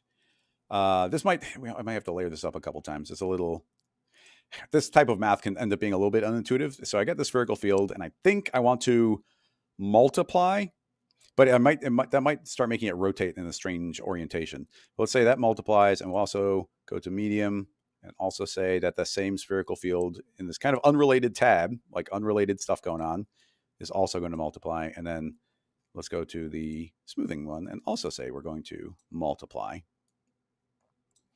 So now I might have gotten it backwards. Yeah. So now you see it's super smooth. Like, or right now it's not getting applied at all out there. It's not happening. But the hope is as soon as this gets close, as soon as this moves inside the circle, it's going to start jittering.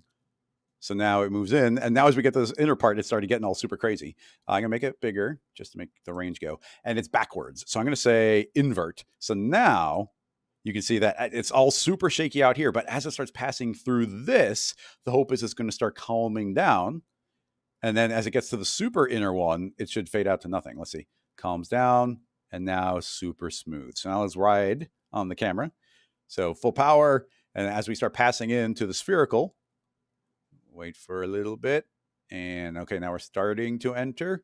Calms down, super smooth. So yeah, again, we can use the spatial one combined with random on top of the piggyback. So yeah, all these things combined in super duper fun ways. So yeah, that's really cool. I dig it. That actually that's going to make for a good tutorial. I'll probably isolate that as another one of those like 5-minute tutorials. So yeah, thanks, Tobias. Good idea. Let's delink from this and let's take a look at the tree for a little bit. So yeah, here's my little MoGraph tree. And we got a couple different things happening here. But what's cool, let's layer these up and just kind of talk about them a bit. First of all, we got the tree trunk. I might just disable that one. Hold down shift, double click, and now it's turned off. So we'll ignore the tree for a little bit. So here are, let's just do these from scratch. So I'm going to delete. Okay, so what do we got? We've got a whole bunch of, let's calm everything down. Okay, so I've got spheres and they are just being created and cloned onto the branches of the tree. Now the tree actually probably, yeah, the tree has its own turbulence. So if I turn that off, you see everything just calms down. Now the tree is rigged. It's got joints in it and it's also a collider. So you see these are using the old simulation system and they're just kind of settling down. Now I could say, okay, the tree has got some wind blowing. So you can see the wind is blowing those branches and those are going to smack around the spheres a little bit. Now I can, and I already do, and we've already done this a couple of times. So you can see I'm controlling the rotation of the trunk of the tree. So if I activate that, now this tree trunk is actually rotating. And let's give myself more frames here. So now you can see as the tree trunk moves around, the spheres are trying to get back to their original position cloned onto it. And also the branches will like smack around the sphere. So you can get this nice motion. And then on top of that motion, we can also activate this turbulence, which is just another layer of turbulence that's blowing all of these spheres around. So you just get like extra layers of motion. So I think they end up looking pretty cool, just kind of like blowing around in the wind, but still trying to go where the tree is telling them to go. I dig it. So yeah, those are the super duper basics. But now let's move into this cloner. This cloner is behaving 100% normal like a cloner. I'm just cloning a bunch. Here's a random scale, and it's just randomly applying scales so they can get up to be twice the size that they currently are. And then I guess let's do it utterly from scratch. On this cloner, I will say I want to make a plane effector. So what's a plane effector going to do? Did that get applied? Let's make sure. Yeah, so I'm going to rename this to plane.color. So I'm going to say, okay, don't affect position, turn that off. And now, yes, it's being affected by the field's color. Excellent. So let's move inside of fields. And what do I want to do? Well, let's colorize them somehow. So actually, well, a couple different things we could do. I could make a rocket noise, but, and let's see, you see right away, it is turned on to color. But, and then let me steal the material off just so we can blatantly see them. So you can see, okay, right now we're kind of seeing these kind of just vaguely pale colors. And that's because every field inside of Cinema just defaults to their color. Their color isn't a gradient, it's just a color. So it's going from essentially gray or black and just applying like this pinkish hue, which could be cool. But of course we want a gradient. So you can say, give me a gradient of color. And now you can see that it's getting black to white. Yeah, black to white here. And if we, again, the power of the bias slider, it's going black to white. But if I start increasing this, look at that. We can start getting our full contrast on there. Now, by default, the rocket noise is animated. So you can see each of these is animating. So, we could grab the speed and pull them way down. And now they're not. Now, each one of them is a random hue, or in this case, a random value. and based off of like the contrast that we want to put in there, based on rocket noise. A very important thing to note is one of the aspects of rocket noise is that it is random per object. Every single clone is going to be independently random. We're doing that so that it works really well with Field Driver, but also to distinguish it more from the random field inside of Cinema. The random field inside of Cinema is like a giant cloud of noise that all of your objects are passing through. And sometimes that is what you want. Very often that is what I want. But sometimes I just want random to be random. So this randomness, our randomness, is by out of the gate based on the index of each clone. So it doesn't matter. There, you see that actually an interesting thing. Actually, I got an email request for this, but it's like, nope, that was an intentional design choice. There is no scale. There is no scale of the noise because it doesn't matter. There's just the speed of the noise. They're each inside of a different noise, their own cloud of noise, essentially. And there's no relationship between them. So that is an aspect of rocket noise. But of course, here I could say, right now we're outputting this black to white gradient, but we say, hey, I want a neon tree. So we click on that, and now we get neon colors, which looks pretty cool. I dig it. And again, it's always so important because you see in the gradient, we got lovely greens and oranges and bright blues and going back to that neon green, and we just don't see them because our normal noise is hanging out in that middle gray range. So then we just click on the rocket noise and start adding in this bias. And as we increase the contrast, suddenly those greens start sneaking their way in. So, all you have to do is drag the slider up until you're getting the correct ratio that you like. And there we go. Now we got all of them randomly applied in spite of it being a noise. So yeah, super dig that. So anyway, that is using rocket noise to be able to apply these. And we could put speed on there, let them be randomly moving around. And I guess while we're on the rocket noise, we could do something like make them super fast, so all super crazy blinking, but I don't want them blinking all the time, crazy like that. Let's go into the color. So we're in the plane, and this is where the color is coming from. And I'm going to say, give me a stop motion. So now, suddenly we calm down the blinking a little bit. I'm going to say only update every 15th frame. So now you see every 15th frame, they'll pop to a new color on that. So like that, I'm not even sure how I would have done this in the past. I guess every 15 frames keyframed. Every 15 frames, maybe keyframe the seed of the noise, maybe. But now you can see we're updating every once in a while. But I'm going to push it even further. Let's say every 30 frames. So now you do see that it's like, okay, they are these colors. They're wiggling around. They're doing their thing. Pop into a new color. Pretty cool. Now let's go. Just do the classic thing because I think it looks so cool. Let's go to delay, and it's got smooth. So now you see that they're popping between here. Let's make sure it's doing color. So now they do pop to the new color. But look, there's a little bit of a transition between them. Let's put like a large smooth on here. And now you see that they do morph. Watch any one of them. Like watch this blue one here. And then you see it just morphed to these other colors, but it's morphing slowly thanks to the smooth. We could put spring, and spring, it looks a little bit weird in color, but it does work. Where, let's try and follow one. It'll spring to a new color, and it'll kind of overshoot the color and then settle in on it finally. I don't think it reads super clearly, but you can spring a color. So it's kind of cool. But what I really wanted to show, and let's just put that smooth on here, just a little bit smooth. So those are each updating. And what I wanted to show is because this is in the context of a cloner, we could use the indexed mode. So if I activate indexed, every single one of these is got the potential to get a random stop motion offset from each other. So right now we're updating every 30, but I'm going to say I want to add a 5 frame variation on them. So now look when they change. Let me turn off delay just so you can see it clearly. Now look, doodle-loop, doodle-loop. We get this long pause. We get 25 frames worth of them all being the same, but 5 frames, they all get the transition there. So we could crank this up to 15. So now it's going to be calm for 15 seconds or for 15 frames, but then there's 15 frames that they're each offset from each other that they'll all pop into position. So it just gets that little bit of extra variation on there. So now you put that smoothing on there, this delay smoothing, and now you can feel each one of them individually change and pop to that next color. Again, layering these on top of each other. Stop motion into a delay or into a spring or into a smooth and then a spring and then another stop motion. So yeah, these are all working great. Now that's using rocket noise, but let's make a random field and say use color and set that to normal. Now you see they're popping all over the place. But what we're going to do is say do a color gradient. And I'm overriding everything. So this is why we don't use the Maxon random for our default, why we made our own noise, because this type of thing can happen. But let's go and calm this down a little bit. Again, we're going to try and make it look the same. I'll make this neon color. And what's happening right now is they're passing through that cloud of noise. So what I want is uniformity between them. But they're passing through a tiny, tiny cloud of noise relative to how big they are. So what I'm going to do is grab this one does have a scale. So I'm going to say, okay. Let's start scaling it up and go bigger and bigger and bigger. And what I want to start doing is going so big that we start seeing some uniformity here. So there we go. See how I'm getting some clusters of pink and some clusters of red. But again, with this noise, with rather the Maxon's random, you see that we're not getting those greens. We don't have that same contrast that we built into ours. So I love the uniformity where you get these clusters of colors. But now, instead of like us just dragging that by a slider, I have to move into my color mapping. I have to select these colors, and we have to kind of eyeball it and guess how far we need to pull these in until you see that this is actually like all the action is happening right in here. And we're pretty much never getting to these outer values.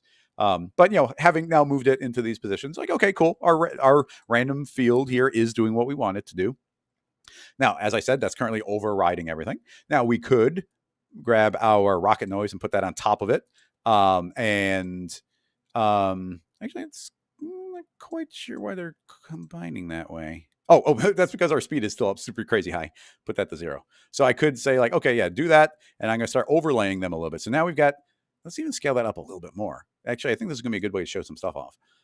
Let me scale this noise up pretty far because I really want to see a lot of uniformity. Yeah, so now you can see we got all these big clusters. There's no animation here from the color, just kind of passing through the clouds of the color. So now, okay, cool, that's happening. But now I want to add a little variation on there, please. So inside of here, we've got our rocket noise, turned off the animation speed. So now I can just start, that's 100%, but now we'll just start pulling it up a little bit until we start seeing a little bit of variation between them. So generally speaking, still green, but now we get the variation on top of it. So yeah, it's pretty fun to be able to add those. But now let's talk about one of my other favorite modifiers that we made that we haven't talked about at all, and that is the rocket hue, saturation, and brightness. I cannot believe that this wasn't already existing inside of the Cinema 4D field system. When I create this, you're going to see it's very familiar. If you use Photoshop, we got a hue and a saturation and a brightness. So I can actually grab the hue and I can start shifting these around and go around the color wheel. So like pretty cool right there. We've also got saturation. I can pull this up, and now you can see we get these way more saturated spheres. I can pull it down, get rid of all the color, and we just see the grayscale version of it. And then we've got the brightness where you can kind of pull everything way darker, and we can also brighten everything up to be brighter. So yeah, but between these sliders, we can get to like every color that you could want. So now we got these lovely pastels all layered on top of each other with all the same properties. We always just turn this off, turn it back on again. There you go. There's one last property that I've never seen this anywhere. It's just something I wanted. What's funny is like way before we even started working, way before we thought we could get this tool to work, I was trying to build a rig where I had all these random marbles. Actually, I was playing with voxel mesher, which is an upcoming tool we're working on, which is funny because we teased that one way longer ago. But I was trying to make a bunch of marbles and have them be the purest color, but from random. For purposes of like transparency and subsurface. And I wanted the pure color. Just give me the pure color. There was no way of doing it inside of Redshift. So we made this base hue button. And what this is essentially going to do is it's going to maximize the saturation and get rid of any white and any black inside of it. It's just the purest version of the color. So watch, as soon as actually, let me even show you. If I crank up the saturation, you still see that even with saturation cranked up, some of these are so close to gray that even with a full saturation, that's still pretty dang gray. But if we say instead, give me the base hue, all of these are snapping to their 100% fully saturated, no white, no black, saturated version. And that's such a great addition for me, like to be able to just turn on that checkbox and get this pure color. Now that I've gotten the pure color, I could do things like, put this into a Redshift shader and get exactly the type of marble I want. In fact, even this is going through, you can see that this is like a shiny one. We're taking on the Redshift color, makes them look a little bit more like candy. I was designing these to look okay in the viewport. So yeah, now we got the pure color, but let's say, okay, well, I wanted the pure color, but they're way too saturated now. Well, as always with fields, you layer things up. So let's make another hue, saturation, brightness. And this one, I'm going to say, okay, yes, take those colors, but let's just pull back on the saturation a little bit. And maybe we take all those and we just darken them a little bit darker. Actually, let's go a little bit brighter because darker didn't look good. Yeah, we'll just lighten them up a little bit, make them like way brighter, pull the saturation back just a little bit. And there we go. We get a nice pure pastel versions without those gray colors. There's no grays hanging out in here anymore. We just get those, got rid of those. Now we just see this. Very, very pleased with this. Now, another thing I like doing is, okay, cool. We got these lovely colors here. Essentially, they're not changing color except for the extent that as they move around, they're passing through the cloud of random noise. So they do kind of move it along those lines, but there's no way of getting around that. But I am going, now we've got hue, saturation, and brightness, and we've got this hue slider right here. We can like shift the hues around. So I dig that. Why don't we make another field driver tag? So I'm going to right click and say, make a new extension, field driver. And what do I want to control? Well, I want to control a property from inside the field, inside of plain color, inside of the field list, inside of hue, saturation, and brightness, one of the new 6 fields that we made. And I want to drive hue. I'll drag that directly onto the tag. And now you see this. Well, I mean, look at the slider. Look at the slider. It's constantly looping through. And now look, we get these crazy rainbow colors shifting all along it. Now I'll slow this down way too quick. Let's say it takes 90 frames. Even that might be a little too quick, but you can see that those are now shifting around. We could even say, make that cumulative. So it's adding on top of it.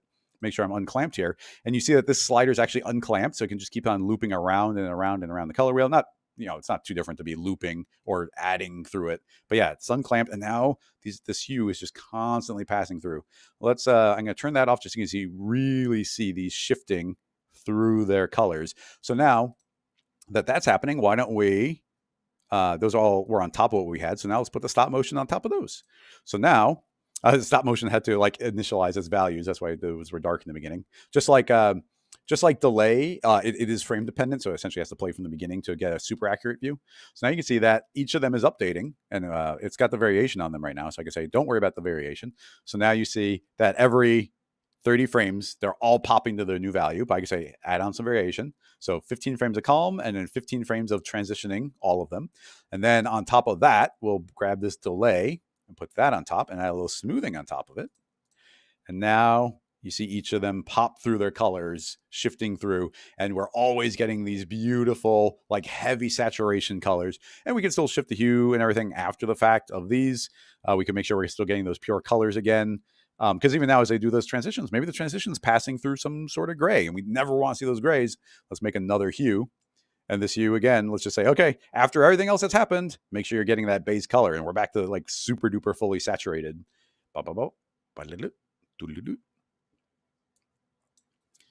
Yeah, look at that. I dig it. I dig it. I love the MoGraph tree. Yeah, look at it just wiggling around, doing its thing. Why don't we make I'm going to make that stump also be stop motion. So right now we got this noise kind of wiggling it around, but let's add in a stop motion and say that it's going to only update every 15 frames. Pop. And now look at the tree itself. Pop, pop, pop. It's a little hard to see. Let me hide the sky. You see the tree pop, pop, pop, pop, pop into these new positions. So, I like those. I like it popping around to these new positions, but let's calm it down a little bit with a delay. Just take a little bit of the edge off. Or let's make it springy so it actually overshoot the value that it's shifting to. Boing, boing, boing. It's not moving much, so a lot of spring is probably needed. Boing, boing, boing. Yeah, layer and layer and layer, all the different things. Oh, wait, what happened to my... Oh, I clicked on the tree mesh. Did I put the delay on the wrong thing? I think I put the delay on the wrong thing. I was like, why is it still popping so harsh? Delay. Yeah, and this isn't affecting color. So yeah, now it's smoothing. But now I'll say spring. There we go. Now it looks all springy. There we go. Boing, boing, boing. Now look at the tree spring around. Boing, boing, boing. Like kind of whipping around the orbs. Yeah, super cool. I love layering these things on top of each other. Now, we didn't even talk about everything. There's more features, and some of them are flashier and some of them are more technical. I'm trying to show off the fun ones because we've also got the rocket weight, which we didn't talk about. And that also very much belongs in this category of like stop motion and delay and decay. If you guys know decay, very powerful. So rocket weight, it kind of falls in that category. I'll just pop open an example scene file. So another one of our lovely scene. I thought we were going to go through all these scene files, but We didn't even have to do that. So in this scene file, I've just got this whole series. Well, essentially, I've got the first shape and the second, third, and they're all just, you see that they are, well, let me show you, because why not? Okay, so what do we got? We got a timer, and the timer is set to the C shape. So it's kind of making this lovely arc, and it's controlling the Y position. Not a big surprise. So we hit play, you see it's just bouncing, doing its thing. So now I'm going to duplicate the shape. I'm going to say, okay, cool, duplicate shape, and we move it over. Now, I want this one to jump a little bit later than that one. But right now, they're both looking at the same timer. So we could duplicate the timer and have a whole bunch of different timers. But that would also mean that if like all the timers were different, and then the client comes back and they say, well, I want that animation to take longer. I want to change the spline. You have to change that on every single one of the timers, et cetera, et cetera, et cetera. So on this one, what we can do, like literally same object, same tag, just copied over. On this second copy in this field, I'm going to say make a wait. And on this wait, I'm going to say I want to wait 10 frames. So what happens is it's got the exact same values as the previous one. It's just not updating or delivering them until 10 frames later. So now same animation, just delayed by 10 frames. So now I can duplicate that one, and I'll make another. Let me pause it so I can actually grab it. So we got another one, and now those two are still doing the same wait, but now I can grab this one and say, actually, I want this one to only, well, let's have this one wait 20 frames. So now it needs to initialize its first values, and now you can see that it is going to wait 20 frames to begin its animation. So yeah, it's a simple idea, but can be very important for some technical rigs. And one technical rig, let's see if I can show this off on the laptop. I think it'll work. One of the scene files I included is Fire Pulse. So this is another example of using wait. Now I'm going to disable pyro for a second. Let's just step through this. So I'm not going to step through every single little thing, but you're all, at least you've seen me use the freeze before. So I've got is a tiny little spherical field in the corner, and a vertex weight map, obviously. And there's a tiny little sphere in the corner, and it's just making that yellow. It's adding some value. And this freeze is going to start growing that value. So essentially it's infecting the entire thing. So if I hit play, we should see, you can see it's just spreading out forever. So, that's cool. But now what I'm doing is I've got a copy of that. Here's that exact same vertex map. In fact, I made another vertex map, and I fed the first one in, and I said, but now take the values you're feeding through and wait for a little while. And I'm only waiting 3 frames. So you can see that this one is just a little bit ahead of that one. So then I can take those 2 vertex. I did this intentionally. You could do this all in one tag, but I did in 3 so you can kind of see the steps. There's the initial, here's it delayed. And then this one is taking the first one, subtracting the second one, and then I'm just cranking the contrast up with this quantize. And what, the end result is showing where the 2 of them had a remainder. So what you end up with is this really clean pulse on the bleeding edge of it. So you can see how that's just kind of spreading out. It's kind of, this is actually accurately infecting the stuff as it goes. I have it moving pretty fast. You can see it. But yeah, that's using wait to just delay stuff. So like, it's not as flashy of a tool, but it's a really good technical tool to do this type of thing. So then I'm using that vertex map to drive pyro. So now if I hit play, we get hopefully it plays somewhat reasonably. Yeah. So now we get a wave of fire just burning exactly where that vertex map is telling it to go. So hopefully you've seen like those videos where there's like a little cotton fuzz on the grass and people can like light it with a torch, light it with a lighter, and they kind of burn. And now you can see we just get this little burning wave on the very front of it. Oh yeah. And then, so you see we get this really thin wave, but I could go to our wait tag and say, wait, that's only waiting 3 frames. I want to wait longer. So if I wait for 7 frames, let's start over again, because we're waiting for a longer time, there's more of a gap between the 2. So if I click on this, it's really hard to see with the pyro going. Turn it off, and now you can see we got a way fatter line traveling through. So now with the fire turned on, you see we got a thicker wave of fire traveling across. Of course, it's going to take longer for pyro to calculate, but yeah, now we got this wave of flame traveling the bleeding edge using a very technical tool of the rocket wait, just having things delay. Yeah, very powerful. And it's so crazy because it's like, even on something like this vertex map, we can put things like the stop motion. You can do stop motion on a vertex map. So I'll turn off the pyro again. Let's move here to this combined one. You see how this is spreading across, doing its thing. Okay, cool. Now I'm going to say, all right, here's a stop motion. And stop motion in this case is seeing every single point in the scene. So now I'm going to say, well, I want you to delay for 15 frames. So now we hit play. you're going to see that we have our wave traveling. But, oh, does it have to? Let's see, what do we got? Are those two layering? Update every 15. I might need that to be in another tag after the fact, or is it the quantize? I did this before and it seemed to be working, but no. It's blinking a little bit oddly there. Yeah, I'll have to double check on that one. Yeah, I did have a kind of a cool demo where, something about this vertex map isn't happy. But yeah, where you could even index it to like have some of the frames delay. But I'm gonna have to double check that one, make sure everything's working properly. Let's see. I just want to pop open any of those scene files just to make sure everybody, or you can see all the ones because, like I said, I didn't show these off. This one's kind of a weird example, but this was just an example of showing, and we've kind of done this here, where in this one I'm using everything in one tab where I have the large, medium, small noise, and this one has got the large noise, the medium noise, and the small noise all layered up separately, and it's just kind of like the different ways you can layer those on top of each other.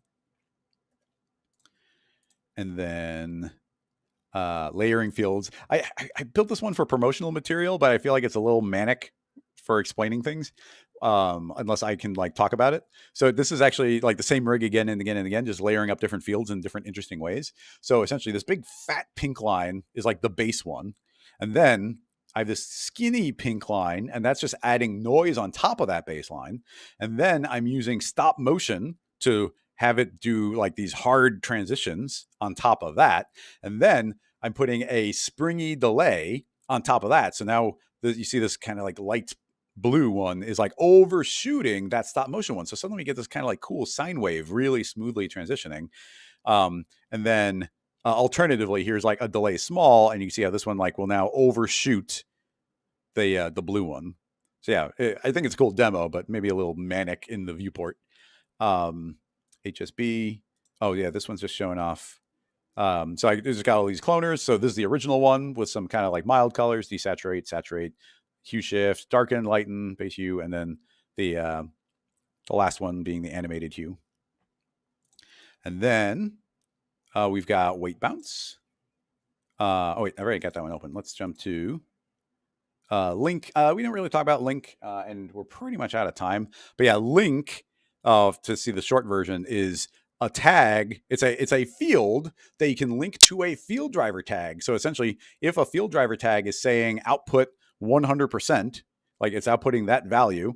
So as it's outputting that value, it's saying, okay, whatever that value is, I'm outputting. So you can use one tag to drive lots and lots of different tags by using a field driver link. So this is me layering up a bunch of different animations, all based on just these initial timers. And then, stop motion. So let me, this is like kind of the working one, but let me turn some of these off. Okay, so here's what this is what the animation looks like. This is just a linear field passing through, and it's supposed to be outputting this entire rainbow of colors like this, kind of like the, the color interference type pattern. But it's like, well, it's kind of getting blocked by the spin. So I'm just going to say, okay, I want to wait on just the color. So the color is getting delayed. So now we actually start seeing the color sneaking through. And then I'm going to grab stop motion and again, just affect the color and activate it. And now you can see that it is updating every 22 frames, but it's got 22 frames of randomness on the index. So now all of these update randomly, and look at the cool, crazy pattern that we get overlaid on top of it. And of course, you can add smoothing and all sorts of stuff on top of that.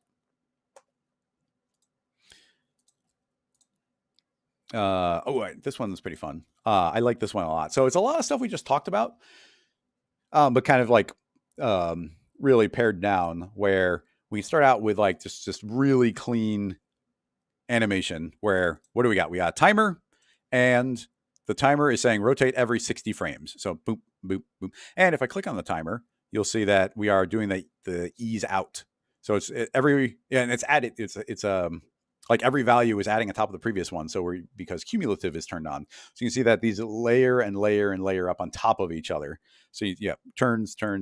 But it's just that, not linear animation, but this very kind of mechanical animation. So then we jump to the next one, and it's almost the identical setup right here, where again, we have the timer, and the timer is cumulative and it's got that same animation. But this time there's a springy delay on it. And look at this lovely wiggle that we get on it. So I was using this all over the place for like the promotional material. So that's with a very mild spring. This one is with a more powerful spring. So you see a nice wiggle before it rotates on. This one, the same thing, except it's smoothing. So it doesn't have that harsh transition out. So if we were to move into this one and just say, turn off the smoothing, you see, bow, bow, bow, very harsh. Turn on smoothing, it takes the edge off of that. It's constantly slowly moving. Same idea here with a lot more smoothing. So it just calms it down. Again, procedurally, this is just timer saying, hey, change these values. And this is organically smoothing out the values. Moving on to this one. Where are we? This one is this one. So this one, this is a completely different rig, actually. This one is the constant timer plus stop motion. So this one is, look, you see this one doesn't have that little hitch point. It's not accelerating in. So instead, I have this constantly rotating. It's constantly moving forward. And then we're using some layered up things. So this is what it's doing. It's constantly rotating. And then I'm saying, now do a stop motion. So now you see it's going pop, pop, pop, pop. So it's popping every once in a while because of this saying to only update every 20 frames. And then I'm putting some smooth on top of that to calm that down. And then I'm putting some springiness on top of that. So now we're getting the best of all those combinations. And all of that just from a linear line here combined with stop motion. Completely different way of achieving the exact same effect, but that will spin forever. So here's just noise. So here's just a rocket noise constantly spinning it. And this is kind of what I was talking about. Remember where I was like, oh, you can put a very large value in, but that means sometimes it'll spin slow and sometimes it'll spin fast. And that's kind of the problem with putting a big value, but it's still kind of cool looking. But yeah, this now you see it spinning around like 1,400. So it's spinning a bunch. But then this one's using the piggyback concept I talked about, where you get that feedback going. And look, this one's extra crazy because I just fed in a solid. So a solid is just like, I'm essentially saying like, oh, just feed in 100% of the value. So this is every single frame saying rotate 3 more degrees, every single frame forever, rotate 3 more degrees. And because piggyback is turned on, it will just rotate forever. So that's another like really fun technique. And then here, what do we got? What is this last one? So rocket noise plus delay. Oh, I guess this one's pretty straightforward. This has got some very jumpy noise. If I turn this off, you can see we get this noise. And you see how the noise is probably not even, it's Luca. So Luca's a very kind of harsh noise. And you can see how it's like kind of like very harshly, like randomly changing direction and rotating really harshly. But as soon as you put this delay spring on top of it, suddenly it kind of feels a little bit more alive. Like it's not doing those unrealistic, like harsh turns. Suddenly there's some jiggle and some overlap on top of it. So a little bit of springiness on top of this will go a really long way for, making it feel more realistic. Anyway, I think that's a pretty cool file. And let's pop open. Oh, this one, I've got an entire animation. I didn't really have a lot of good places to promote it, but this is just this crystal animation of them popping in. And so much of what makes this look nice is all of the stop motion. So let's just go and I'm going to turn that stuff off. So this is what it looks like by default. So it's fine. There's a vertex map growing and the vertex map is telling them to start growing. So you get this linear animation. It's like, okay, it's cool. But then I'm going to say, no. I want to add in some stop motion and I want it to have some variation. So now pop, pop, pop, pop, pop, pop. So you see each one has like a different growing step that's snapping to. Already it looks kind of cool with that stop motion-ish look. But then we put some smoothing on top of that. And now you see they're not just popping, they're transitioning into that shape. So you still feel those distinct steps, but they're kind of transitioning in. And then on top of that, just a little bit of spring. So now they will overshoot just a little bit, just a teeny little bit. They overshoot their position and then shrink back down just to give them that extra little layer of life on top of it. And you see, I'm only doing 0.1% on the spring. If I increase this further, you see the springiness overshooting more, and we can crank that up even higher. And let's see. Boing, boing. And yeah, you see all that overshoot, just layering these 3 up on top of each other. We keep pushing those even further. Like, look at all the springiness. Like, that goes too far. You don't like it, but just like a little hint of it, just enough so your brain can feel it without you really being able to acknowledge it. Like, I love layering those up. And, this entire setup, like entirely procedural animation, no keyframes here at all. Just all this stuff growing and so much life added into that by the stop motion, letting them pop into their different steps. We already looked at that one. We already pretty much looked at this one. I use it as a piggyback example. This is pretty much doing the exact same idea. I'm just using it as a target effector where I have a null randomly moving because I wanted it to go to like distinct different spots with stop motion. And then the target rotates there. I use a target technique to avoid gimbal lock where like sometimes it would rotate kind of randomly. But yeah, you've already seen the meat of that one. This one's just a really straightforward example. This is using swirl. If you have Maxon 1, it's using the swirl deformer that we built for Maxon. And this one's just using a couple of different it's using a couple different tags to do different things. So you can see this one is driving the swirl parameter and the radius and the height inside the swirl. So you can see a bunch of different properties all changing at the same time, all thanks to a single timer. And then we've also got this one is driving, what is this one driving? This is driving the ridge height. And I just wanted this one to be completely remapped differently. So it's got its own curve, still using that same timer, but this one is easing out. And then we've also got spherify, which is slowly like spherifying everything.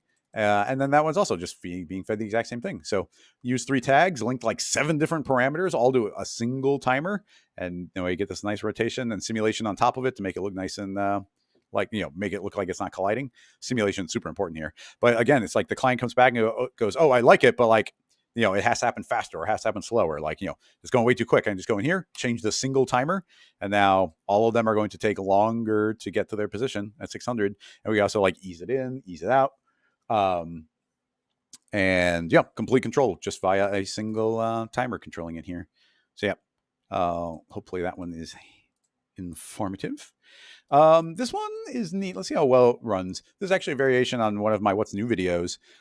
So this little rocket is going to be traveling along the spline. It's traveling along the spline just thanks to keyframes. But there's a pretty cool setting inside of fields that Maxon made called track. What's actually kind of funny is we were working on our own track field. That we originally there's going to be a track field included, and then Maxon released theirs without us knowing they were making it. So we killed ours off and instead we made Rocket Hue, which I'm actually very happy about. So here's track, and the track is looking at the velocity of the rocket. So that's kind of its own independent thing. It's just tracking the speed of the position of the rocket, thanks to the track, the timeline. But I'm using it, instead of using it inside of MoGraph context, I'm using it to drive a parameter. So I am using it to remap the colors, and those colors are via field driver. They're being fed into this tag. And by the way, you can drive tag parameters, and you'll see that the interface is a little bit different, where it links to the tag here. So yeah, I'm now driving the color of the smoke coming out of the rocket, depending on how fast the rocket is traveling. So I think the pyro isn't the fastest thing here. But yeah, actually, it's not bad once it initializes. So now you can see the faster the rocket goes, the more the color is going to change. So it slows down. So it's kind of like this dark red, and it goes fast. You see it goes to the purpley blue color, green, and then slows back down to red. So now this is the speed of an object driving the color of an object. So that's, just using the fields from Maxon inside of Field Driver. Here's just another example of weight.